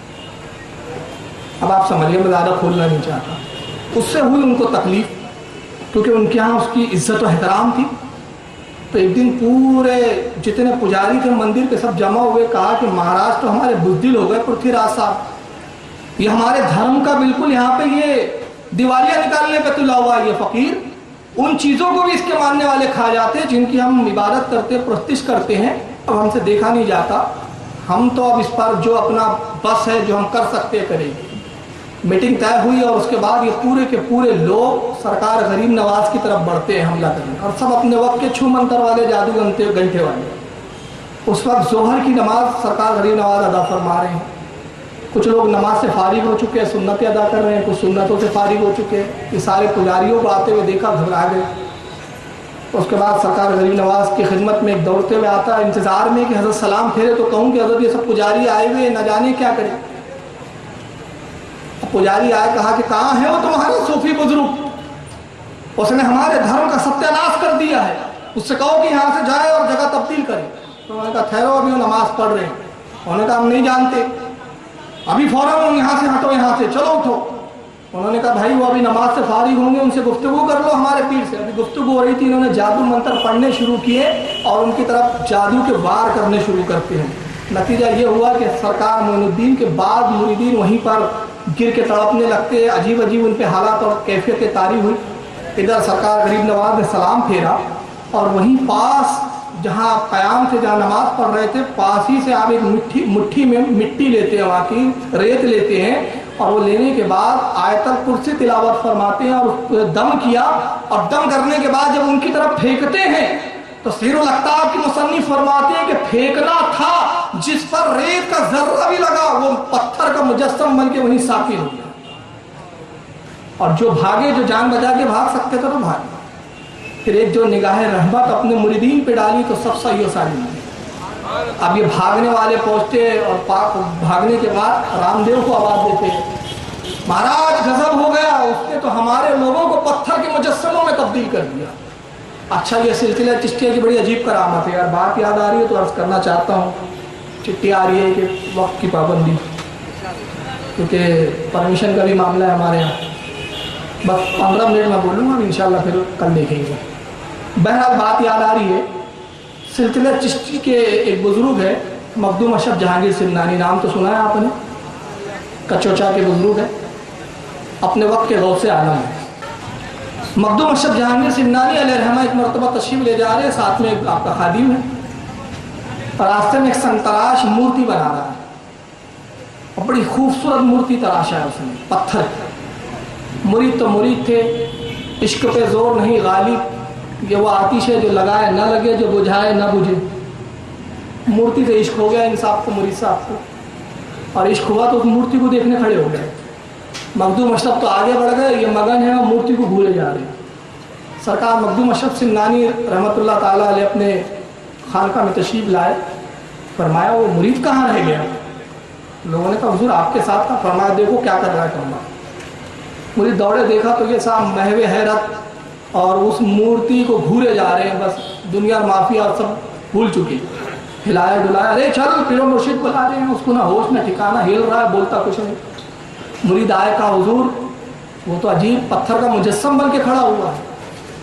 ہوش و حواس جاتے رہے، اس مورتی کی جو سنتراش بنا رہا ہے اس کی عشق میں مبتلا ہو گیا۔ حضرت تشریف لاتے ہیں، اس کے سینے پہ ہاتھ رکھا تو جیسے ہوش میں آیا۔ حضور کیا کر رہے ہو میاں؟ کہا حضور کھڑا ہوں، اسے دیکھا، محبت ہے اس سے۔ کہا حضور محبت تو ہے، آپ سے کیا چھپانا، آپ تو دلوں کے بھید اور دلوں کے حالات جانتے۔ کہا حقیقی محبت ہے؟ کہا حضور حقیقی محبت ہے۔ رکھنا چاہوں گے؟ ہاں حضور رکھنا چاہوں گا۔ جب مرید نے خواہش ظاہر کی، مخدوم اشرف سمنانی ہاتھ پھراتے اور وہ مورتی میں جان پڑتی اور ایک حسین و جمیل عورت میں تبدیل ہو جاتی۔ ہاتھ پکڑا، آج سے تیرے نکاح میں دیا، چل خانقاہ میں تیرے نکاح کی تقریب کرے۔ علماء فرماتے اس سے اولادیں ہوئی، مگر اس کی 3 نسل تک اولادوں کا یہ حال رہا کہ ناخن پتھر کے رہتے، باقی پورا جسم انسانوں کا رہتا، تاکہ یہ نشانی رہے کہ یہ اس کی نسل سے ہیں، اس بت کی نسل سے جس کو مخدوم نے اپنی کرامت سے عورت میں تبدیل کیا ہے۔ یہ سلسلے چشتیہ کے بزرگوں کا عجیب عالم ہے، کبھی پتھروں کو انسان بناتی اور کبھی انسانوں کو پتھر بنا دیتے ہیں، جیسے حالات ہوتے ہیں ویسا معاملہ ہوتا ہے۔ یہاں غریب نواز ان پتھروں کو، ان انسانوں کو پتھر میں تبدیل کر رہے ہیں، اور وہاں مخدوم اشرف پتھر میں جان ڈال کے انسان بنا رہے ہیں۔ اپنے اپنے وقت کی بات ہے۔ اس کے بعد رام دیو کے پاس جب دوڑے اور رام دیو کو آواز دی، رام دیو महाराज बड़ा गजब हो गया, ऐसा ऐसा हो गया। रामदेव महाराज आते हैं बड़े जलाल में और मंतर लेके आ रहे हैं। सरकार गरीब नवाज ने देखा और देखने के बाद निगाह उठाई, फरमाया रामदेव ठहर जा, इतना जज्बाती ना हो, इतना गुस्से में ना। बड़ा नर्म लहजा था, होठों पे तबस्सुम था। रामदेव वहीं ठहर गया। खादिम को आवाज़ दी पानी लाओ। खादिम ने पानी लाया, सरकार गरीब नवाज ने पानी पिया और पीने के बाद जो प्याले में बच गया रामदेव की तरफ बढ़ाते कहते पहले पानी पी ले, उसके बाद फिर जो चाहे करना। उसने पानी पिया, जैसे ही पानी पिया दिल की दुनिया बदल चुकी थी। रामदेव कदमों में गिरता है, हुजूर सब कुछ रोशन हो चुका है, इस्लाम में दाखिल कर लीजिए, आप ही का मजहब हक है। हजरत उस रामदेव को अपनी खिदमत में, अपनी गुलामी में कबूल फरमाते हैं और उस रामदेव का नाम शादी देव रखते हैं। यही है शादी देव। मैं अना सागर का वाक़या पहले बता चुका, ये शादी देव है जिसने प्याले में पानी लाया था। ये वाक़या बाद का है, लेकिन चूंकि मैं मुख्तसर बताना था वो पहले गुजर चुका है। रामदेव जब दाखिल हुआ तो ये बड़े घबराया। पृथ्वीराज चौहान तक खबर पहुंची। अब जादूगर जयपाल जोगी को बुलाता है। जयपाल सब जा चुके, अब तो ही एक मेरी उम्मीदों का मरकज है, कुछ कर। जयपाल ने कहा फिक्र ना करो, उसके लिए, उस फकीर के लिए तो मेरे शागिर्द ही काफ़ी है। चुनांचे अपने शागिर्दों की फौज के साथ सरकार गरीब नवाज की तरफ बढ़ता है और हाथों में इस अंदाज में फौज आती है। इसके जो शागिर्द है जयपाल जोगी के, सबके हाथों में असे की जगह सांप बंद लगे हुए, टाइड बिल्कुल, सांपों को पकड़े हुए। गोया तारीख उस बात को फिर दोहरा रही है। सरकार गरीब नवाज की अगर आप सीरत देखें तो एक बार ऐसे जहन में ख्याल आया कि यार ये करामतें दिखाने की क्या ज़रूरत थी। सरकार गरीब नवाज के वो भी वाक़यात है कि निगाह उठा दिया तो लोगों के दिल पलट गए, फिर यहाँ कुछ जगह करामतें दिखाई, फिर इस्लाम में लाया। इसका सबब क्या है? तो मेरे जहन में ये आया कि अंबिया के जितने मोजिज़ात हैं, करामत उसका ज़िल होती है।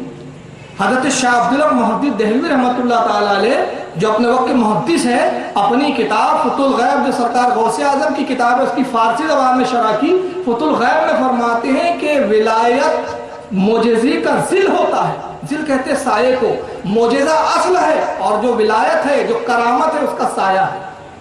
और साया कब होगा? जब वजूद होगा। हमारा साया कब होगा? जब हमारा वजूद होगा। तो जब जब वजूदों का इनकार होता है, मोजेज़ा वजूद है, लोगों जब मोजेज़े पे शुकूक करते हैं, वली करामत दिखाते हैं और दिखा के बताते हैं कि जब हम नबी के गुलाम होकर, अंबिया के खादिम होकर, हमें ये अल्लाह ताला ने क़ुव्वत दी है, तो हमारे नबी है और हमारे अंबिया के जो मोजेज़े हैं उस पर शक न लाना, वरना ईमान से खारिज हो जाएगा। तो ये औलिया करामत इसलिए दिखाते हैं। चुनांचे वो रामदेव जब इस्लाम लाता है, सरकार ने शादी देव नाम फरमाया, जयपाल जोगी को भेजा जाता है। कसीर फौज जादूगरों के साथ आता है, हाथों में सांप है। सरकार गरीब नवाज ने हिसार कायम किया।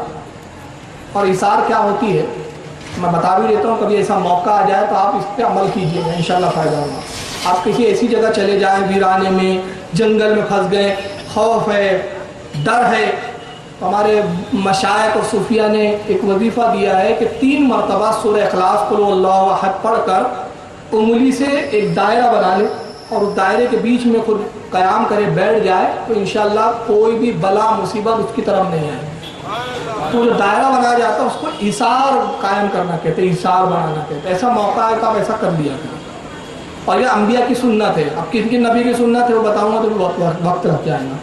गरीब नवाज ने भी हिसार कायम किया। जब सांप उन्होंने छोड़े, हिसार तक आते और सब फिर लकड़ी के मानून होके वहीं गिर के ख़त्म हो गया। सारे जादूगर जब आजीज आ गए तो जयपाल जोगी ऐसा के करीब आता है और आने के बाद कहता, मोइनुद्दीन मेरा चमत्कार देखो, मेरा जादू देखो, और अगर तुम में इसके मुकाबले की हिम्मत हो तो इसका मुकाबला, इसके जो है तोड़ पैदा पेश करो।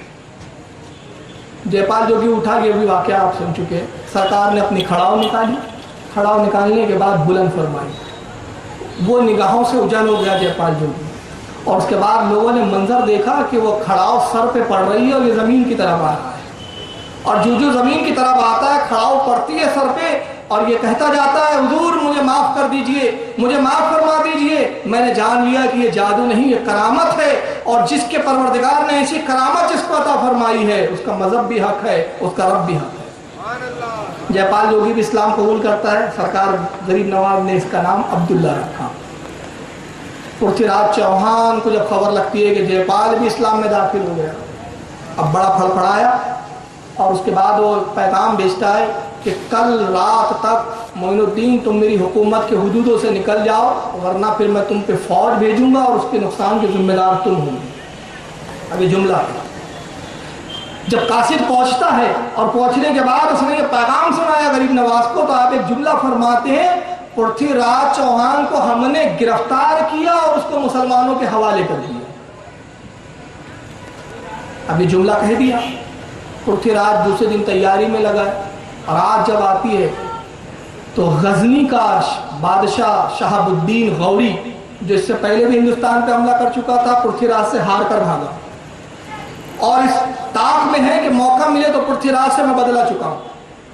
خواب میں بشارت ہوتی ہے، غریب نواز خواب میں تشریف لاتے ہیں، شہاب الدین ہندوستان کی حکومت تیرے حوالے ہم نے کر دی، ہندوستان تجھے ہم دعوت دیتے ہیں، آپ پرتھوی راج پہ حملہ کر اور اس کو گرفتار کر. شہاب الدین نے اس سے پہلے غریب نواز کو کبھی نہیں دیکھا تھا. ظاہر سی بات ہے، کہاں خراسان کہاں غزنی، فاصلہ بہت ہے. مگر جب خواب سے بیدار ہوا، اپنے وزیروں کو اور اپنے جماعت کے علماء کو بلایا. کہا کل ایک بزرگ کی زیارت ہوئی، بڑا نورانی چہرہ تھا، بڑی شکل و صورت سے بزرگیت ٹپک رہی تھی، مجھے معلوم ہوتا ہے خواب سچا ہے، تم لوگ کیا کہتے ہو؟ انہوں نے کہا بادشاہ سلامت، آپ نے خواب دیکھا ہے تو سچا ہوں گا. اور جب کسی بزرگ کی مدد شامل حال ہو جائے تو کامیابی یقینی ہے. چلیے ہندوستان کی طرف کوچ کیجیے. شہاب الدین غوری ہندوستان کی سرزمین میں داخل ہوا، اجمیر میں داخل ہوا. داخل ہونے کے بعد پرتھوی راج پہ حملہ کیا. پرتھوی راج گرفتار ہوتا ہے، اب گرفتار ہو کے شہاب الدین کے ہاتھوں مارا جاتا ہے. اس طرح سرکار غریب نواز کے فیوز و برکات سے ہندوستان میں اسلامی حکومت قائم ہوئی. جب جنگ سے فارغ ہوا تو دور قریب سے اذان کی آواز سنی شہاب الدین غوری نے. کہتا تعجب کی بات ہے، میں تو سمجھ رہا تھا ہم کفرستان میں آئے ہیں، یہاں تو سب سے کفر ہوں گا، مگر یہ اذان کی آواز کیسے آ رہی ہے؟ معلوم ہوتا ہے مسلمانوں کی کوئی جماعت قریب ہی ہے، آؤ انہیں تلاش کرو، چلو وہیں پر ہم اپنی نماز ادا کریں گے. جب پہنچا تو اذان ہو چکی تھی، لوگ وضو سے فارغ ہو کے صفے بنا رہے تھے، نماز کے لیے امام کھڑا ہو چکا تھا. شہاب الدین بھی پیچھے گیا اور اسی جماعت میں اسی امام کی اقتداء میں نیت کر کے کھڑا ہو گیا. سلام پھیرا گیا، نماز ختم ہوئی، اور جیسے ہی سلام اور نماز ختم ہونے کے بعد بزرگ پہ نگاہ پڑتی ہے، شہاب الدین قدموں میں گرتا ہے. قسم پروردگار کی یہ چہرہ وہی ہے جس نے خواب میں بشارت دی تھی، جس نے مجھے خواب میں بشارت دی، جس کی دعاؤں سے یہ حکومت مجھے ملی ہے ہندوستان کی، یہ اپنے وقت کا ولی کامل ہے. قدموں میں گرتا ہے، کہتا حضور اپنا تعارف پیش کیجئے. سرکار معین الدین فرماتے ہیں فقیر معین الدین اجمیری ہے، عثمان ہارونی کا خلیفہ ہے. کہتا حضور مجھے اپنی غلامی میں داخل فرما دیجئے. شہاب الدین غوری حضرت سے بیعت ہو کے مری ہو جاتا ہے. اس کے بعد پھر وہ بات کے اور واقعات ہے. چنانچہ بختیار کاکی کو دلی کی قطبیت عطا کر کے سرکار غریب نواز روانہ فرماتے ہیں. بختیار کاکی کے زمانے میں جو دلی کا بادشاہ ہے وہ ہے شمس الدین التمش. اب یہ بختیار کاکی کو جب دلی بھیجا سرکار غریب نواز نے، حضرت شمس الدین التمش انہی سے مرید ہوتا ہے. اور مرید ہونے کے بعد عالم یہ ہے کہ ساتھ میں گھومتے پھرتے ہیں، بہت ادب کرتا ہے، بڑی تعظیم کرتا ہے. بادشاہ نے جب یہ ادب کیا حضرت قطب الدین بختیار کاکی کے ساتھ تو کچھ حافظین پیدا ہو گئے کہ یار یہ اس فقیر کو کیوں اتنا عزت دیتے ہیں بادشاہ سلامت.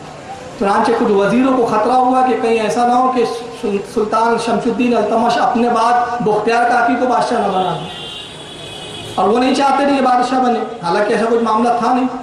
انہوں نے بہت سارے کام بھرے، لیکن سلطان شمس الدین التمش اپنے پیر کے بارے میں کچھ بھی نہیں سنتا تھا. ایک عورت کو انہوں نے تیار کیا، وہ عورت حمل سے ہے، پیٹ اس کا بڑا ہے، آتی ہے دربار میں. قطب الدین موجود ہے اس وقت بختیار کاکی، بھرے دربار میں کہتی ہے بادشاہ مجھے انصاف چاہیے. کہا انصاف کیا جائے گا. کہا اس شخص نے میرے ساتھ بدکاری کی اور مجھے بچے والی بنا دی، میں چاہتی ہوں کہ اس سے میرا نکاح کرایا جائے، اور اگر وہ نوجوان نکاح کے لیے تیار نہ ہو تو سزا دی جائے. کہا کون ہے وہ شخص؟ کہا وہی جو تمہارے بغل میں بیٹھے ہیں، بختیار کاکی. ماں سکتا اس نے خواجہ بختیار کاکی پر الزام لگایا.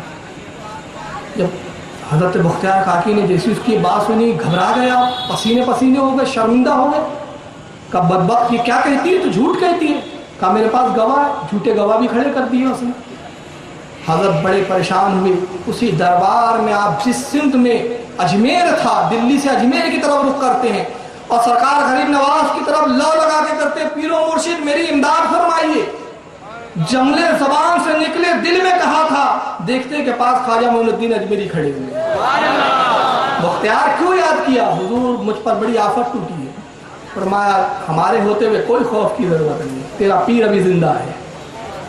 करीब पहुंचे और बदकार औरत झूठ कहती है। कहा मैं झूठ नहीं कहती। आपने कहा भी जाहिर हो जाता है। आपने अपनी उंगली ली, पेट की तरफ इशारा करते हैं और उस पेट के बच्चे से मुखातिब होकर फरमाते हैं बच्चे बता तेरा बाप कौन है। पेट से शिकम से आवाज आती है मेरी माँ झूठी है, झूठ कहती है। मुख्तियार काकी ने इसे देखा भी नहीं है मेरी माँ को, फला शख्स ने बदकारी की, मैं उसका नतीजा हूँ। बादशाह ने उस औरत को भी कत्ल किया और उसके जो हवा खाते उसको भी कत्ल कर दिया। ये सरकार गरीब नवाज की इतनी करामात है। फिर उसके बाद और वो एक बड़ा तफसील है, 97 साल की उम्र में, 97 साल की उम्र हुई सरकार गरीब नवाज की। 6 रजब 633 हिजरी को अजमेर की सरजमीन पर आपका विसाल होता है। और मुतअद्दिद उलमा ने, जिसमें शाह अब्दुल हक मुहद्दिद दहलवी जैसा वक्का अलीम, मिरातुल असरार में और सीरुल अख्ताब, बड़ी बड़ी किताबों में ये बात तहरीर है कि जिस दिन सरकार गरीब नवाज का इंतकाल हुआ, वक्त के जलील कदर मशाइख मौजूद है, वो देखते हैं। वो सब का बयान है कि हमने सरकार गरीब नवाज की पेशानी पर अरबी में एक तहरीर देखी, जैसे किसी ने कुदरत से तहरीर लिख दी थी और जो साफ पढ़ी जा रही थी तहरीर ये थी, हाजा हबीबुल्लाह माता फी हुब्बुल्लाह, ये अल्लाह का हबीब है, इसकी मौत अल्लाह की मोहब्बत में हुई है, ये अल्लाह की मोहब्बत में दुनिया से गया है। सरकार मुख्तियार काकी फरमाते हैं जिस दिन मेरे पीरो मुर्शिद ख्वाजा गरीब नवाज का विसाल हुआ, उस दिनों में दिल्ली में था। हजरत ने मुझे दिल्ली रवाना कर दिया। मैंने उसी रात जिस दिन इंतकाल हुआ, ख्वाब देखा कि अल्लाह के नबी सल्लल्लाहु अलैहि वसल्लम सहाबा की जमात के साथ तशरीफ फरमा है और आप टहल रहे हैं, इंतजार फरमा रहे हैं। मैंने अर्ज किया फिदा का अभी उम्मी या रसूलल्लाह, मेरे माँ बाप आप पे कुर्बान हो जाए, आका किसका इंतजार है? फरमाया तेरे पीर मोइनुद्दीन का अजमेर में इंतकाल हो गया है, अल करीब आने वाला, मैं उसी का इंतजार कर रहा हूँ। ये मोइनुद्दीन अजमेरी है, इनका फैज़ आज भी जारी है। बज़ाहिर विसाल फरमाया है लेकिन आज भी वो जिंदा है, उनका फैज़ जिंदा है, उनके फ़ैज़ व बरक़ात जिंदा है, उनकी तालीमात जिंदा है। अल्लाह ताला से दुआ है मालिक कायनात सरकार गरीब नवाज का हमें गुलाम बनाए रखे और क़यामत में उनकी गुलामी में हमें कबूल फरमाए। वमा अलैना इल्लल बलागुल मुबीन। सलातो सलाम के लिए खड़े हो जाएं। عيني وأجمل منك لم تلد النساء خلقت مبرأ من كل عيب كأنك قد خلقت كما تشاء